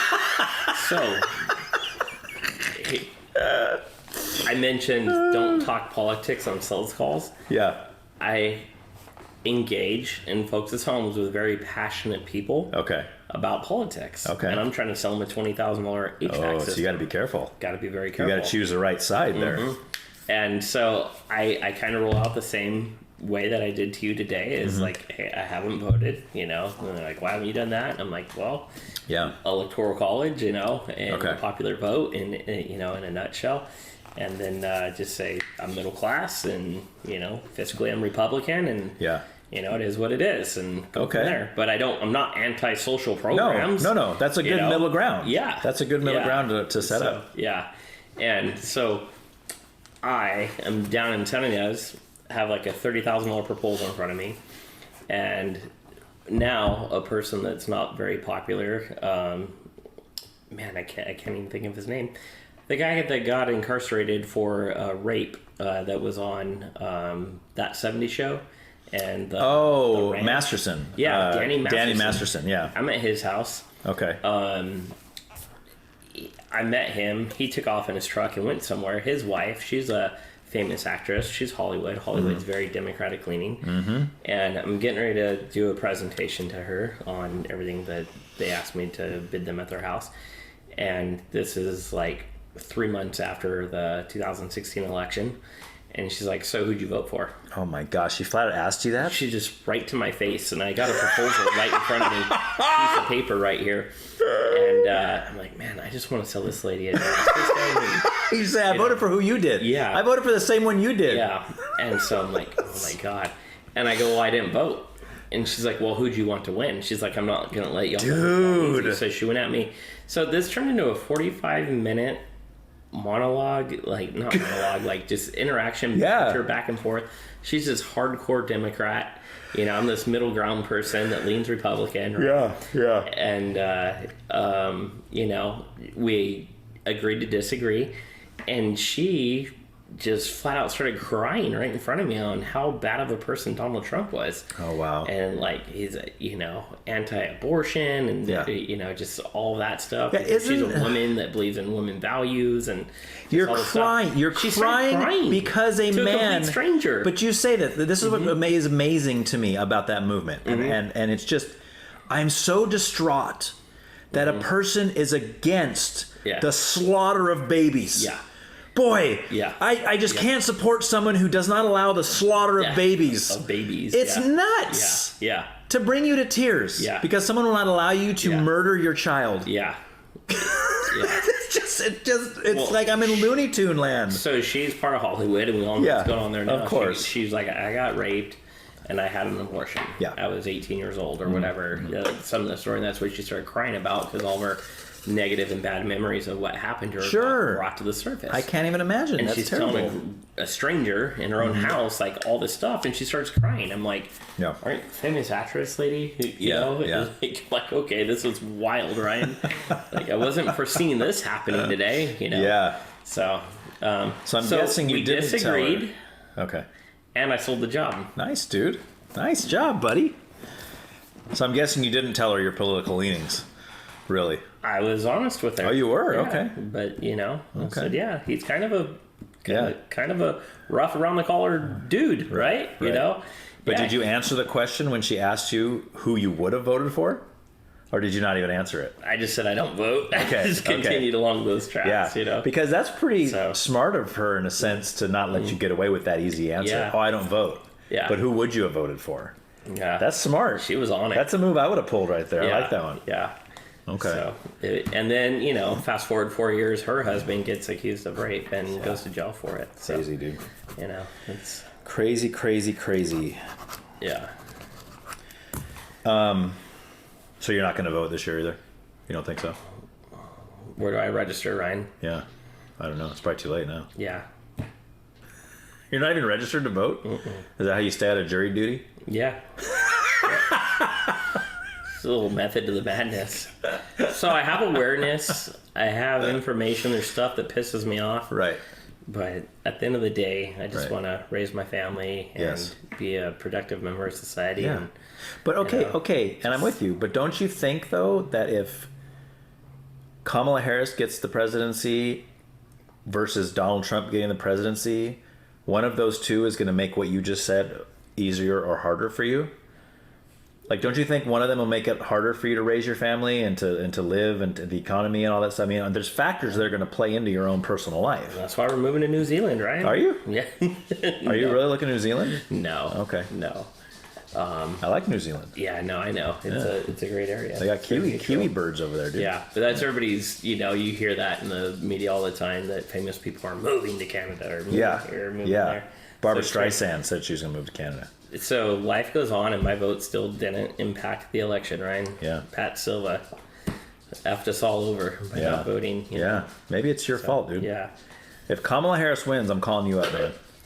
I'm going to put it solely on your shoulders. Okay. It's all you, dude. Mm-hmm. I'm going to make t-shirts. It's this man's fault. Mm-hmm. That you got to pay $35 for a Big Mac. It's this man's fault right here. Yeah. Here's his address and his phone number. Yeah, where did the $16 an hour minimum wage deal come from? Because that's California only. Because my daughter's in Texas, and it's $10 an hour over there, and that's what helped driven up the economy in California. And she's a server, right? Yeah. So does she get to keep her tips? Yeah. So it's $10 plus tips. We're here at $16 plus tips, which has helped the economy and people, you know, that are working in those arenas. Per se, but at the same time, it's driven prices up, extraordinarily here in California because of that. So that's a California-driven political law by, Gavin. Right. Good job. Our buddy Gavin. Yeah. What a guy. So, yep. Gotta love him. So we're able to discuss these things back and forth with our daughter, being in Texas, conservative state versus here, and how it affects people and what they discuss and what they talk about. So it's kind of an interesting, contrast. Sure. Oh, big time. Yeah. Yeah, or even like Tennessee, where we've already talked about, and a lot of those other states over there just... Yeah, very, very different, but being like us growing up here, I mean, maybe you lived in San Diego, right? That was it? Other than that, you've lived here? Yeah. Okay, yeah, me too. And how long were you in San Diego? A year. Okay. I was there about 8 months. Yeah. I've dabbled. We've moved around a couple times, but I've been here for 20 years. Okay. Yeah. Good gnarly. Yeah. I know that there was places, like, I don't know what state it was or if it's even real, but this was only a few years ago, that servers, they would pay servers like $2 an hour. Yeah, it's true. Because they said, oh, but they make a lot of tips. And I'm like, yeah, but that's, as you as a business, you're not paying that. That's the customer that's paying that. Yeah, so it's good to be a restaurant owner in Oklahoma. Yeah, it's like... You don't have to pay your workforce. Right, dude. Your profit margin would be way higher. Yeah, then you have your cooks and your dishwashers and everybody vie into the tip pool and you're paying everybody less. Yeah. Be a super profitable business owner. Gnarly, that's dude. a great idea. See, that's why we should own a chain of Waffle Houses back in the... Yeah, with pizza, waffles, all of it. Let's go dominate the Midwest, Ryan. And pay, less money per hour. Yeah, I know my brother Greg did a stint in Oklahoma in the military, but I remember it was like $2 an hour for service there. Wow. Yeah, because they had that, loophole. Yeah. Was he a server? No, okay, he was in the military. I couldn't see Greg being a server. No, he's in the military. I'm saying, spending time there and talking to that and knowing that, and having that awareness. Right. So, yeah, oh, man. It's kind of funny. Crazy. All right, man. Spiritual talk time? Yeah. You ready? Yeah. You need a break? No. All right. Green you just light. want to jump right in? Green light? Let's go for it? Yeah. Let's go. All right. Well, this is the area where I don't really know anything about you, really. Yeah. I know you told me once that you were baptized as an adult. Yeah. Which means it's obviously some kind of more of a commitment than if you're a kid. Yeah. Your parents are just telling you this is what you need to do. I knew what I was doing. Right. Yeah. So let's go back farther than that. Okay. Growing up. Okay. Have you always believed in God in some way, shape, or form? Yeah. Okay. So it was, my parents never pushed a church agenda on us at all. Okay. We weren't a active family and going to church in any way. My grandmother was very active in church, and I think everybody's grandmother was. Yeah, growing up, she played the piano at the church, and we always go to the a vacation Bible school every summer and stuff like that. So with all of our cousins and stuff, it seemed like, we kind of looked forward to it. And then my brother Doug and I got involved in Awanas. Oh, nice, dude. Wednesday night. Yeah. The running, the racing, and then Bible study and prayer and stuff. Yeah, learn all the verses. Yeah, my kids all did that too. And so that was kind of cool. And then we started going to church at where we went to Awanas on our own. Okay. This little old lady that we knew picked us up and gave us a ride. No way. Yep. Her name was Mrs. House. I remember her. Okay. She had this big old long boat. Nice. Big old Cadillac. So and she went to the church, and I don't even know. Maybe Doug could help fill in some of these blanks there. He was older than me. So, but she took us to church and back on Sundays. I don't know who took us to Awanas and back. I mean, probably my mom did maybe or whatever, but so we did in several years attending and being involved and understanding that I had faith in the Lord and stuff. So that was my basis. And how about how old are you at this point? 9, 10. Okay. Yeah. Okay. So then from there, is there a point where you kind of stop doing that? You kind of say, well, I'm not going to church anymore. We kind of grew out of the Awanas. That's more like youth and stuff like that. Yeah, you can't do that when you're 30. It's they frown on that. They didn't take it. Yeah. Went in the 100-yard dash and was Tommy. Yeah, like Billy Madison playing dodgeball. Yeah. So, go through teenage land and then get into adult life. And, Jen and I are married with little kids, and my brother Doug has always been kind of a guide to me, per se, on the religion front. And he was going to a small little church uptown called Mosaic Community Church. Okay. And it's a small little church. And one thing I loved about their church goes back to some of the other things that we talked about as our beliefs is actions and acts and being a disciple. Is they called themselves a community-based church that did acts within the community. Okay. So quarterly, our congregation aggregate would do some sort of community service or community work. We'd get together and go to, Mrs. Johnson's house and, clean it up and cut down hedges and trees and clean it up. And as a group, when you get people together and organize with leadership and congregate, you could make things happen and take actions in your community. Sure. And so I liked that sense of accomplishment, sense of community from a Christian base and the leadership. The guy was just a very good lead pastor and spoke well and made it very easy to understand the Bible. And so we attended that church pretty regularly. Doug and his family, me and my family. I ended up getting baptized at that church as an adult. And you already had all your kids at this point? They were just little, or? Yeah, Brighton was probably 8, and Mia was probably 6, per se. Okay. You know, so, and I made the, conscious decision to say, I want to walk with the Lord and get baptized as an adult. So is there anything specific, like, do you remember that time in your life? Like, was there something specific that made you realize, hey, I want to get back with the Lord again? Or yeah, no, just everything I believe in the Bible and learning about the Bible and what the Bible says, to be saved, and I wanted to be saved, Okay. So, and it just goes along with my beliefs and my partnership with, my Lord. Yeah. So do you feel like it was at that moment then, around when you got water baptized, that's kind of when you became a Christian? Yeah. Even though you kind of went to church as a kid, you believed, you read the Juana's verses, all that kind of stuff. John 3:16 is so basic. If you, believe in the Lord, that you'll have eternal life, which in a way might be contradicting to say other, beliefs that you have to be baptized to, walk with the Lord and be saved. Right. So, so John 3:16 would say I had been saved my whole life because I was always a believer, right? Right. But then, other verses or other beliefs or other, sects would say that you have to be baptized to, be saved. So, right.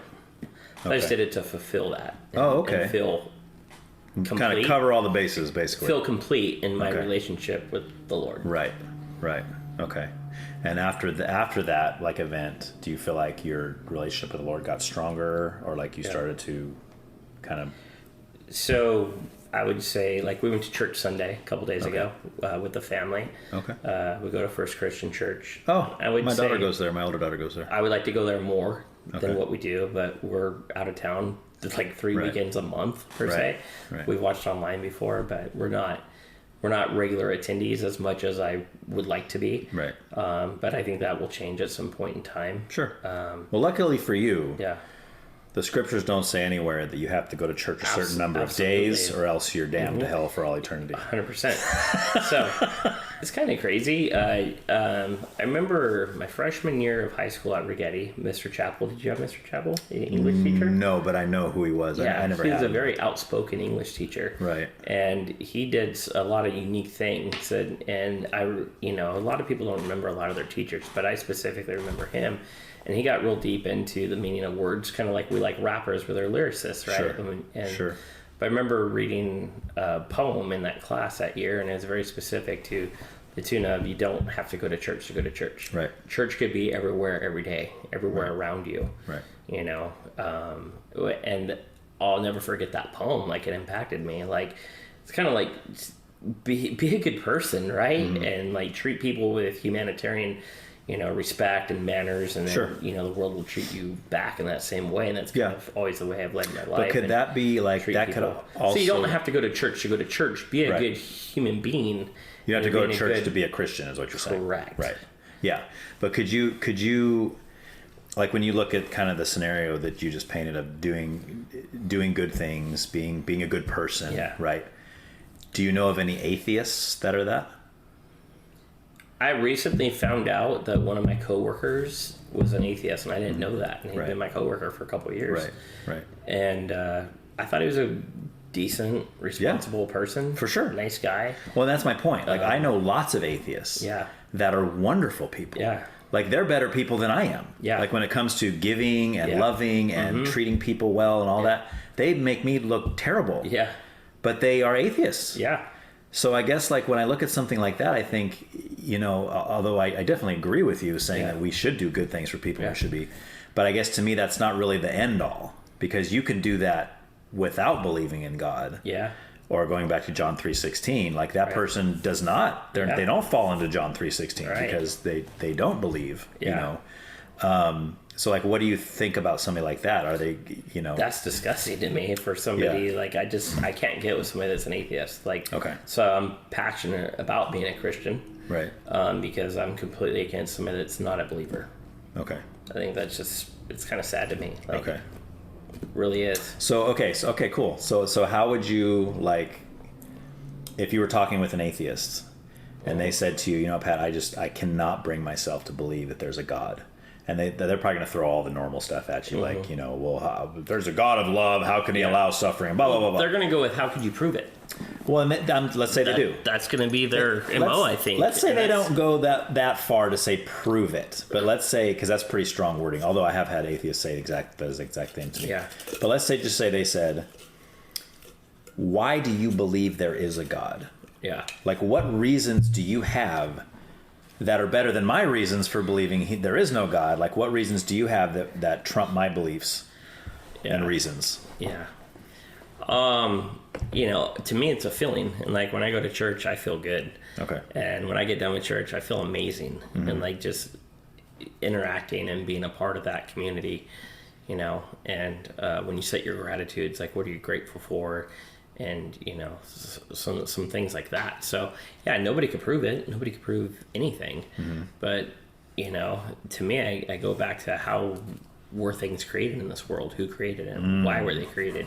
So you go into creation. Sure. Like it's a miracle. Right. Look at the birthing process. A human being's a miracle, in my opinion. Yeah, I agree with you. Yeah. Like, it's nuts. Yeah. It's all nuts to me. I see that side of it. Yeah.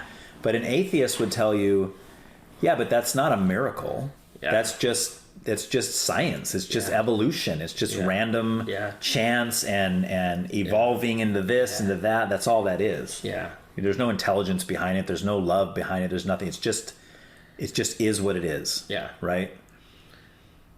But that had to be put in place somehow by somebody, by something, a greater being outside of us that created that. And to me, the Lord created that. Right.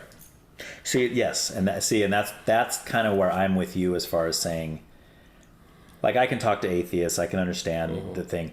I can't logically wrap my mind around someone who doesn't at least believe in intelligent design. Right. Like, we don't have to call it God, we don't have to call it Christianity or any of this stuff. Yeah. But just to say that all the complexities of life, everything that we have out there, the fact, this is my standard example, but I'll say, like, the human body needs certain kinds of nutrients to stay alive. Yeah. It needs water to stay alive. Yeah. It needs a certain atmosphere to breathe, to stay alive. Yeah. And it just so happens on Earth we have all those things are there. Yeah.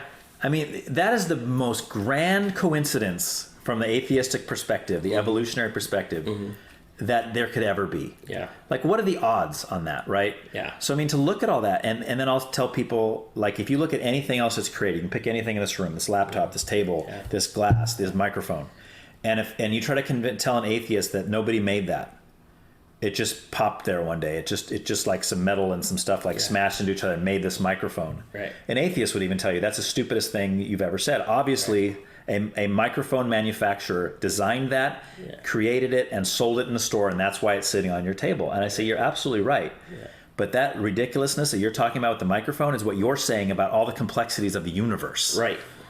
You're saying the same thing, but then their brain goes, they can't grasp that. And they go, oh, no, I mean, that's not the same thing at all. That's not even close to the same thing. Yeah. How is that not even close to the same thing? Yep. You're saying all of everything just randomly appeared there with no direction, no guidance, no intelligence, nothing. That doesn't sound crazy to you? Yeah. They say, no, it doesn't sound crazy to you. Yeah. To me, it's... created. Yeah. It's the kingdom of heaven. Yeah. And I love that word, kingdom. Yeah. That's such a strong word, and I think it's an underappreciated word. Right. And then eternal life, think of the word eternal. Right. Eternal is a very powerful word, and I like that a lot. Eternal? It's a scary word. Like, yeah, so we are so minute in the grand scheme of things, of time, of how long is our life going to be here on earth versus eternal. Yeah. Eternal is a long time. Right. And hence, I wanted to be baptized and be part of eternal life with my Lord and Savior. Okay. Yeah. But like, so so I personally don't, well, I got to word this right here. I am all for water baptism. I think it's great. I think it's wonderful. It's awesome. We should do it as Christians. But I don't think it does anything to you spiritually. It doesn't change John 3:16. Correct. Okay. It's still, so to me, water baptism, I think this is biblical. Yeah. Water baptism is like the outward ceremony that you do for the world to show that you are now a follower of Christ. Right? It's like a party you're throwing to let everybody know, hey, just so everybody knows, I used to be a heathen. Yeah, exactly, right? Yeah. Because when you get saved, the Bible presents salvation as the moment that the Spirit of the Lord comes inside your spirit and lives inside of you. Now, let's say you were an atheist yesterday and we're hanging out all the time, and then we come to work together the next day, and now you're a Christian. Can I see the Spirit of God inside you? No, of course I can't see the Spirit of God inside you. But you know what happened to you. Yeah. So now you're going to do this water baptism, and you're going to invite all your friends and family, so that now they all know, oh, Pat's following the Lord now. Pat received Jesus Christ. He's a follower of Christ. He's a Christian. So now they know that, because you can't see. So to me, that's what water baptism is. Right. Although there are people that put it as like an actual, like, well, you can't, like I think you were saying a minute ago, you can't go to heaven unless you've been water baptized. Yeah. Or I'm like, the Bible says there's only one thing that keeps you out of heaven, and that's if you don't have Jesus. Yeah. Right? It's like, I don't care what church you go to. I don't care what Bible you read. I mean, these are all important things. Yeah. But I'm not going to stand before the Lord one day and he's going to be like, all right, Ryan, you can't come in because you didn't read your Bible enough. Right. Or because you picked the wrong denomination of church to go to. Or you weren't water baptized. And that's where I get frustrated with some sects of Christianity where they push that down your throat. Right. I think that's false. Yeah. Well, and it's sad. Yeah. We do have lots of denominations. Yeah. But I mean, I think the core tenets, at least within Protestantism, are the same. Yeah. We all believe Jesus is the only way of salvation. We all believe that he's God incarnate. We all believe that he indwells us for salvation. Like, these are all core tenets. But one church says, well, we worship with our hands in the air, and over here we do it with our hands to the side. Therefore, we have two different denominations. Right. And then they I'm better than you. It's like, no, who cares? Yeah. I don't care how you Hence, worship. there's a religious wars and fighting for four. Right, exactly. Yeah. Right, yes. My dad likes to say, they've been throwing rocks at each other since the Stone Age, you know? So, we think we're going to help them or solve them or improve them now. Like, Right. Hatred is hatred. Yeah. And when you get religious hatred, there's no money, no education, no nothing's going to change any of that when it's deep rooted over centuries and lineage and generation after generation. Right. If some guy killed your grandpa, like you're going to hate that guy for the rest of your life and their belief and their way of life, and you carry that with you your whole life and might do something and acts against them because it's just going to continuation of hatred. Yeah. But it doesn't have to be that way. Yeah, I know. And it shouldn't be that way. Right. Because, I mean, there's people that have forgiven. Yeah. People that have killed their family members. Yeah. Right? I mean, I think that's a God thing. It's got to be. Because I couldn't do that on my own. There's no way. But it always brings me to tears whenever I see a courtroom where that happens. Yeah. Where the guy, forgives the guy that raped and murdered his 12-year-old. Yeah. Or something. It's that's like, a huge act of Christ. And for sure. Came within him and over him. Forgiveness is strong. Right. Yeah. Right. Unless he's phony baloney. Yeah. He could just be put on an act. Yeah. There's really there's no way to know. Self-preservation. For sure. Get some sort of empathy per se. Yeah.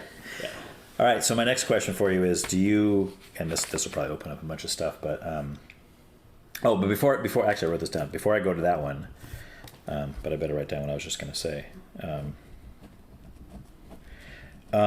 So we talk about proof. And I kind of mentioned that I don't really like the word proof because I don't think you can prove anything. Anything. I don't think, I had a guy tell me one time, Ryan, really the only thing I know for sure 100% is that I'm here right now. I said, you know what, dude, you don't even know that. Seriously, how do you know that? Prove it. Prove to me that we're not in the Matrix. Yeah. Prove to me that we're not some science experiment for space aliens. How do you know that? Yeah. But there you go. But how do you know that sensation isn't also a fabrication? Yeah. You feeling my arm is fabrication. Yeah. And my feeling of it, who knows, right? Yeah, we can pinch ourselves, say I'm awake, I'm alive. Mm-hmm. But my point is, you can't prove 100%. But you can show a lot of evidence that leans that direction. So when someone asks me to prove that God's real, or to get even deeper, to prove should that... have been a defense attorney, Ryan. I know. You could have... Dude, I know. My mom told me that my whole life, because I've always loved to debate, right? To argue, as they would say. But I should have been a lawyer, dude. But I love it. I do. I love it. But I mean, my whole point is yeah, I didn't do it. It wasn't me. We have video evidence. How do you know? Right. Right. Yes. But I'll say, let's look at the evidence. Like you say, well, Ryan, why do you say that Christianity? I mean, there's so many different spiritual beliefs out there. Right. Why Christianity? Right. What gives this Jesus guy the right to say that he's the only way? Yeah, This is why I hated Christians when I was younger. Yeah. Because of their narrow-minded view. Yeah. I'm like, just say you believe what you believe. This guy believes what he believes. And we're all the same. We're all going to end up at the pearly gates someday in paradise and be happy. Yeah. Whatever's, Right. But like somebody said that, so then I would start showing evidence, not proving, because I can't prove it. But if I show you a bunch of evidence that leans that direction, you got a choice to make, right? It's like you can either deny it, or you can say, Ryan, that's evidence isn't real evidence, and here's why. And I can show you the reasons why your evidence is bunk, and I open that. I mean, I'm open to that. That's great. That's fine. But I just think there's such an overabundance of evidence to.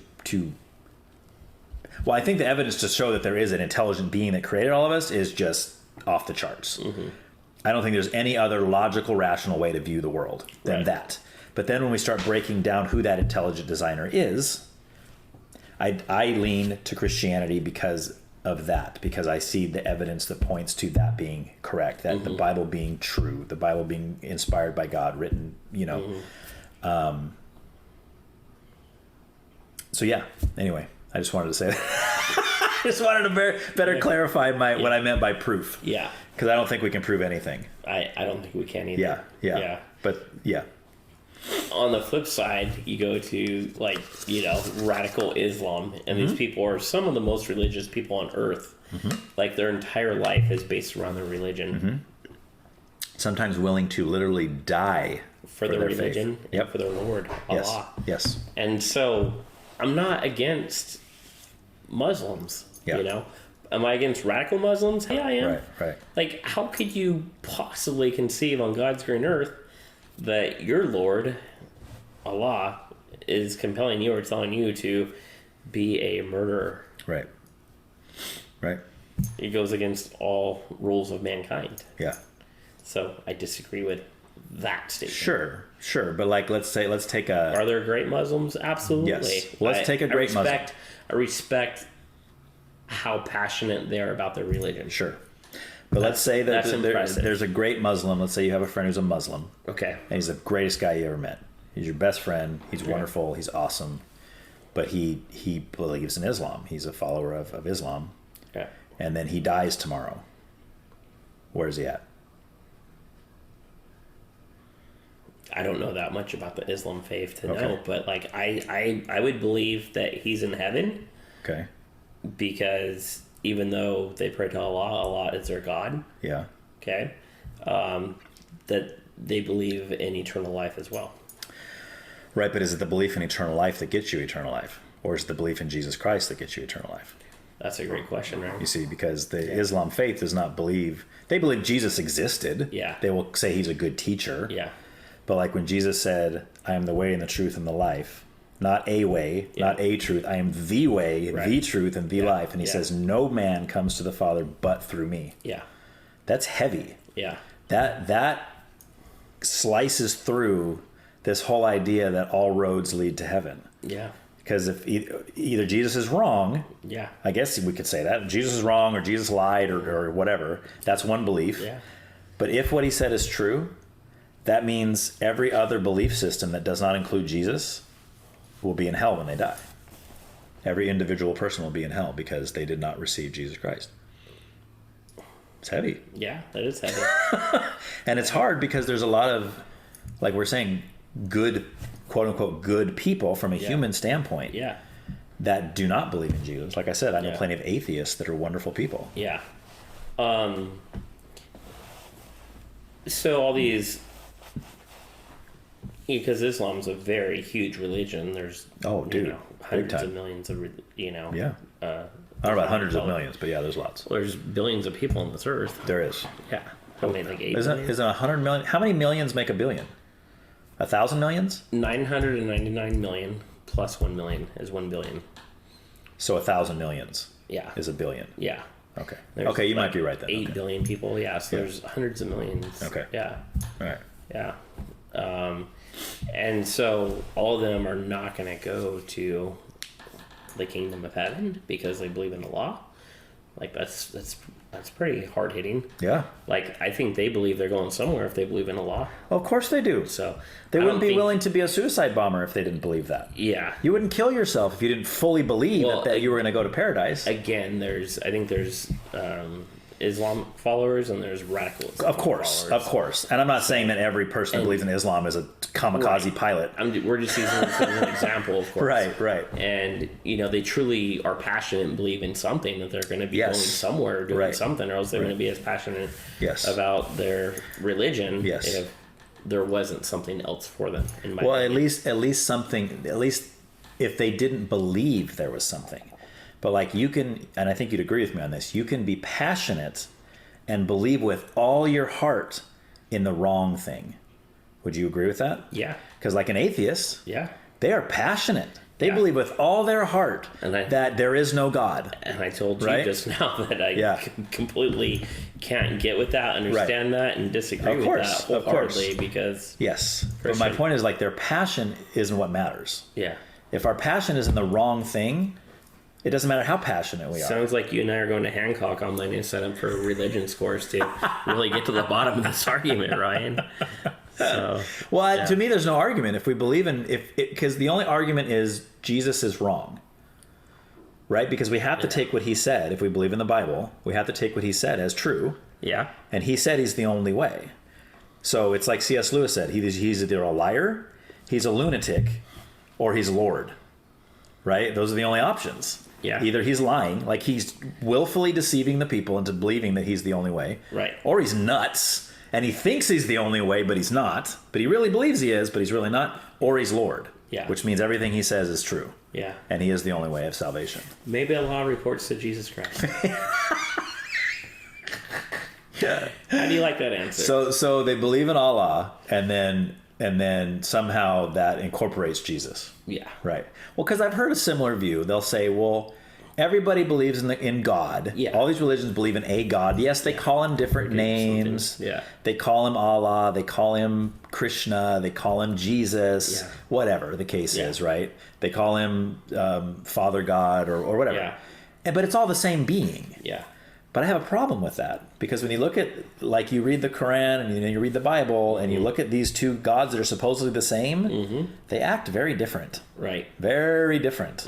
But a lot of times people want to focus on the commonalities. Oh, look, they're both loving. Yeah. Okay.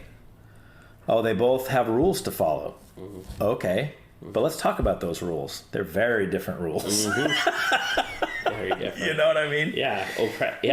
Talk about oppressing women, like... Yeah. Right. Yes. Yeah. But see, there's some that would argue that the Bible did so early also, True. In certain parts of the scripture. But I know that when Jesus came on the scene, he was doing the opposite. Like when him talking with the woman at the well, that's why his disciples were shocked. Like, who's this woman talking to you? Yeah. What are you talking to this woman for? Get away from her. It's like, so. Yeah.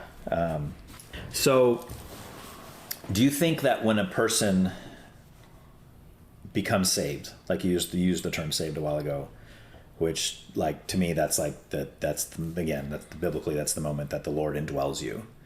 Do you think there's going to be changes in that person's life that happen because of that? Or do you think it's possible to, like, be who you are and then become a Christian and then be the same as you were before?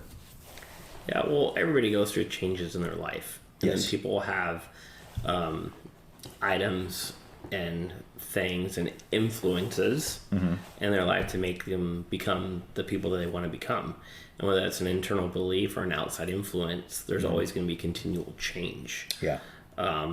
And it's just everybody's individual, walk with the Lord, of what do you want it to be, and the Lord is a loving Lord that, loves us regardless, per se, right? Sure. And so I think once you make that decision, you are going to continue to do your best to honor that decision and have the acts of a good Christian, Sure, to the best of your abilities. Right. Even though we're all faulty and sin, Oh, of course. Yeah, I'm definitely not asking that. Yeah, I'm not saying that I think after a person becomes a Christian, they don't sin anymore. Yeah. Absolutely not. Because Yeah, but I think because a lot of people have a different skew of what is sinning, Well, that too. Yeah. But that's again where we have to go to Scripture and say, what does the Bible call sin? But it's almost like you can't even like live your life and just have fun and relax and congregate. Right. If you want to live like straight as an arrow and walk the path of Jesus Christ, like that'd be a bit extreme per se. But we meet some people that think that's the way of Christianity. Sure. And I've met some people like that, out there, and I'm like, whoa. Yeah, I have too. Extreme. I have too. Yeah. Everything in life's a spectrum, and I go like this a lot: 0 to 100. Where do you fall on this spectrum of this topic? Right. Some people are 0, some people are 100. A 0, I would say, be an atheist or below 0. Right. And then 100 would be somebody who thinks everything is a sin. Sure. If you're not going to church 7 days a week. Yeah. So, it's pretty. I don't think you could go to church 7 days a week. Some people do. But again, you don't have to go to church to go to church if you're acting as a Christian every day. Right. Yeah, and I definitely agree with you on that. Yeah. I mean, I know the Bible says don't forsake the gathering together of believers, so I think we should go to church. I think that us being around other believers is good for our growth. Yeah. But I don't think it's, you don't get into heaven if you don't, how many hours of church did you clock your whole human life? 368. Oh, the cutoff was 369. Yeah. Sorry. You missed. But I think that, and this is something that I think is a big issue within the church, is the peer pressure. No. I'm kind of going back to what you were saying a minute ago now about, I think that when a person gets saved, I kind of give you the answer to my own question. When a person gets saved, so the Lord comes in, and I see it, I think he starts making the changes. And I think that's kind of what he's there for. Mm-hmm. Like he's going to, again, we're not going to be perfect. Yeah. But what's going to happen now, and this is something I've seen in my own life, because I was 24 when I became a Christian, because like I told you before that I hated Christians. I got saved at the ranch, actually. Did you? Yeah, I became a Christian at the ranch. Wow. Yeah. I don't know if you knew that or not. Mm-mm. Yeah, that's when it happened. But so I started to see that when I would try to go into certain sins, or I would try to act a certain way, or I would try to live that old lifestyle, there was a conviction that wasn't there before, right? Like you talked a minute ago about how God loves us no matter what, which is absolutely true. Mm-hmm. But the Bible also said, whom he loves, he disciplines, right? It's just like our own kids. You say, if your kid runs out into the street and he's about to get hit by a car, mm-hmm. Now if you have to, you will punch him in the face if that's the only way to get him out of the way of traffic. Yeah. Why? Because you love him. Yeah. You don't want him to die. Yeah. Right? Yeah. No, he's probably going to be mad at you because you punched him in the face, because he doesn't understand that you just saved his life, right? But you do what you got to do to save your kid's life, right? That's discipline. Or if he's going down a path that's not good for him, and you discipline him in some way, whether it's when they're young, spanking, or timeouts, or when they're older, taking their phone away for a week, whatever the case is, right? You want them to feel some sort of pain and discipline. That way they don't continue down that lifestyle anymore, right? But we do that because we love them. And the Lord does that to us because he loves us. And so for me, like, if I would start to be like, oh, I want to start doing this again, or I don't have a specific example, but there was a conviction there that wasn't there before. And I think that's kind of what I'm talking about, like that when the changes start happening, like I'm not the same person I am now that I was 20 plus years ago when I got saved at 24. Yeah. How old am I? 46, 22 years ago. And I think that's just what the Lord does. And I think that's biblical. And I think when I say it's a big problem in the church, is that I feel like if a Christian goes up to another Christian and says, hey man, I've been noticing you've been hanging out in the bars and the strip clubs and you're like, right, you're doing all these things, right, that are very clearly sinful in the Bible. You're getting drunk in the bars, I should say. Being in a bar is not sinful. Drunkenness is a sin according to Scripture. And you're doing all these things. You're living this lifestyle that seems to be sinful, right? And the person responds and says, yeah, but God loves me anyway. It's totally fine. I mean, he's totally fine with this, what I'm doing, and he just loves me anyway. I'd be like, well, why is there no conviction? Like, why isn't the Lord disciplining you for your actions? Mm-hmm. right? So I guess that's what leads me to my question. I know it's a long way to ask this question. That's all right. So my question is, do you believe can ever be any such thing as what we would call a false convert? And that would be somebody who, let's say they go to a church service and they're a non-believer and they go to a church service and they do like an altar call, or, when you're younger in Sunday school, it's like, raise your hand if you love Jesus, if you want Jesus to come into your heart, and then we pray a prayer or whatever the thing is. Like, we have a pastor pray over us, and then we say the next day, now I'm a Christian. Do you think it's possible for anybody to do that but not really be a Christian? Like, think that maybe they are, but not actually have the Lord indwelling them? Yes, I agree with that statement. But then there's different levels of sinning too, and who's grading that? Right. And it's like, how extreme is that judgment? I mean, a sin could be cussing, a sin could be infidelity, a sin could be alcoholism, a sin could be, threatening or acts upon of course, versus death or killing, right? So there's different in other words on the spectrum. In other words, I'd rather have somebody lie to me than kill me. Yeah, correct. Those are two different levels of sin. They're both sins. But when it comes to the physical consequences of that sin, so there's different levels of Christians of how serious do they take their Christianity and their connection to the Lord, right? So there's some that could say, I'm Christian, and then literally show no acts good towards being a good Christian. They're just terrible human beings altogether. So do you think that would regard or no recourse? Would that be a reflection to you that maybe they're not actually saved because of that? You see their lifestyle. They're not acting or trying actively at all to have a connection with the Lord. You wouldn't meet somebody that sinned and say, well, you must not be a Christian. That's not what we're saying. We're saying that if you meet somebody who's living a lifestyle of sin and they don't seem to care about it, right? They have no intentions of living for the Lord. They're not trying to do the best. They're not trying to not sin. They're just like, oh, the Lord's fine with my sin. He loves my sin. Woo, he goes to the strip club with me. It's that kind of person. You're like, I don't think you're saved, buddy. So, okay. All right. Again, goes back to what is eternal life and how do we achieve it? Right. How do we achieve it? So how do you answer that question? Is it John 3:16 or is it baptism? So at least we found some very specific. Well, John 3:16 is, for God so loved the world that he gave his only begotten Son, that if you believe and follow him, you will have eternal life. Whosoever God so loved the world that gave his only begotten Son, that whosoever shall believe in him shall not perish, but you're right, have eternal life. Right, but then the difficult thing is, what is belief? See, and that goes back to my question about false converts. Is it possible to believe and not be saved? And I have a good friend that we talk about this all the time, and he says, well, no, because if you believe, you're saved. I said, I agree with you, as long as the belief we're talking about is what the Bible means when it says belief. You need to show a little bit of validation on there, at least 7% effort. Yes. Well, but I mean, Scripture is very clear that you will be a new creation. It says, you cannot be the same person you were prior to salvation. And what I mean by that is, I don't mean that you're going to be sinless, but what I mean is, when you do sin, the response to you is going to be different, because now you have this loving Father who's disciplining you for your sin. Right. I could go right now. We're done with the podcast. I could go down to the strip club and drink till I'm drunk off my butt and see strippers and possibly even cheat on my wife while I'm there. I could do those actions. And probably steal something too. And steal something, punch some guy in the face, get into a fight, shoot somebody. Let's just throw them all in there. While we're doing it, let's just rack up the sins. I could do all those things. But tomorrow, and my point is this. Here's my point.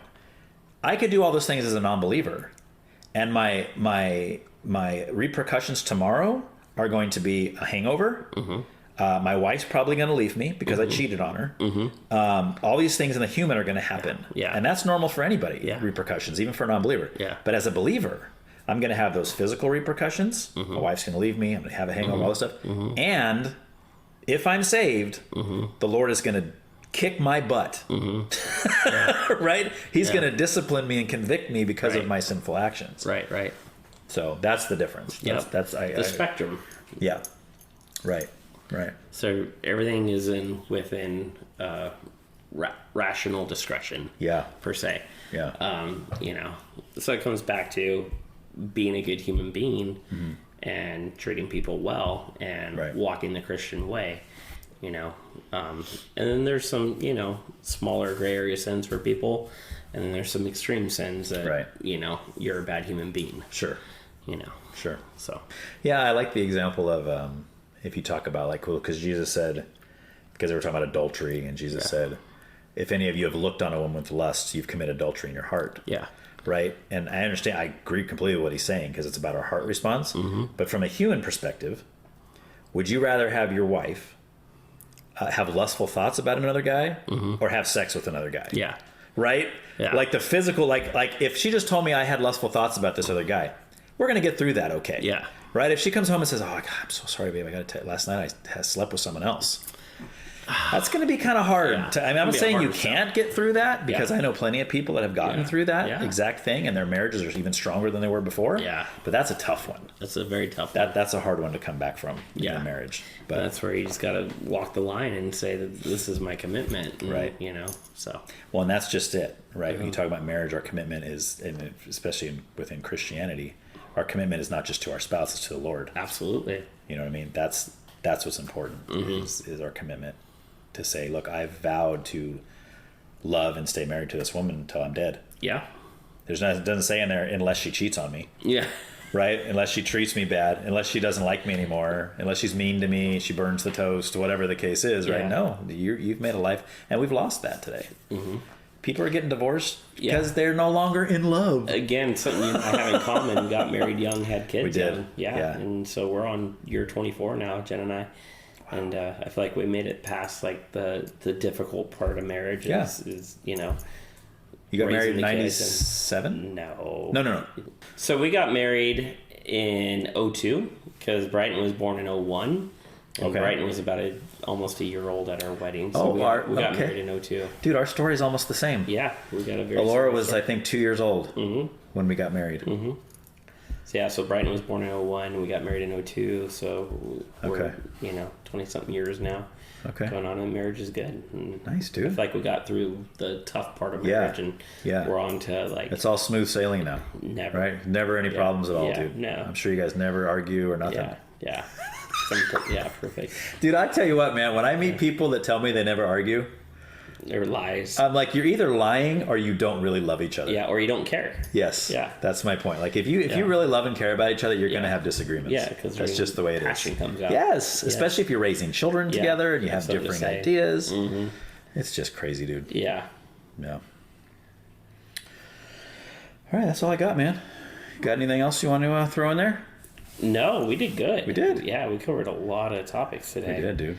Yeah, we did. There's always more, though. I'll be listening through this later and be like, oh, we should have went there. We should have went there. We should have went there. Yeah. You know? Well, I think you and I could carry a conversation really well. Yeah. And we hit on a lot of topics, but it's like, how far do we go on this topic before? Right. Are we going to run out of time? Because we could have went about another hour on several topics. Oh, sure. Sure, yeah. For sure, man. We both get excited about, so. Yeah.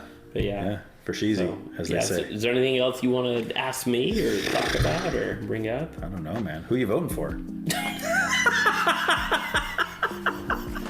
Oh, that's right. Love it. Yeah. That's what I like to see, those big ones like that. That's laughter right there. Yeah. That's a good one. That's a very good one. All right, well, thanks, man. Thanks for hanging out. It's been a pleasure, Ryan. Yeah, dude. Enjoyed my time with you today. Cool. Thanks again for checking out this podcast, and please tell all of your friends about it. Don't let those shadow-banning savages win the battle. Also, I would love to hear your feedback. You can contact me at whycan'twetalkaboutThat at proton.me. Make sure that you subscribe so that you'll be notified whenever new episodes are released. Thanks.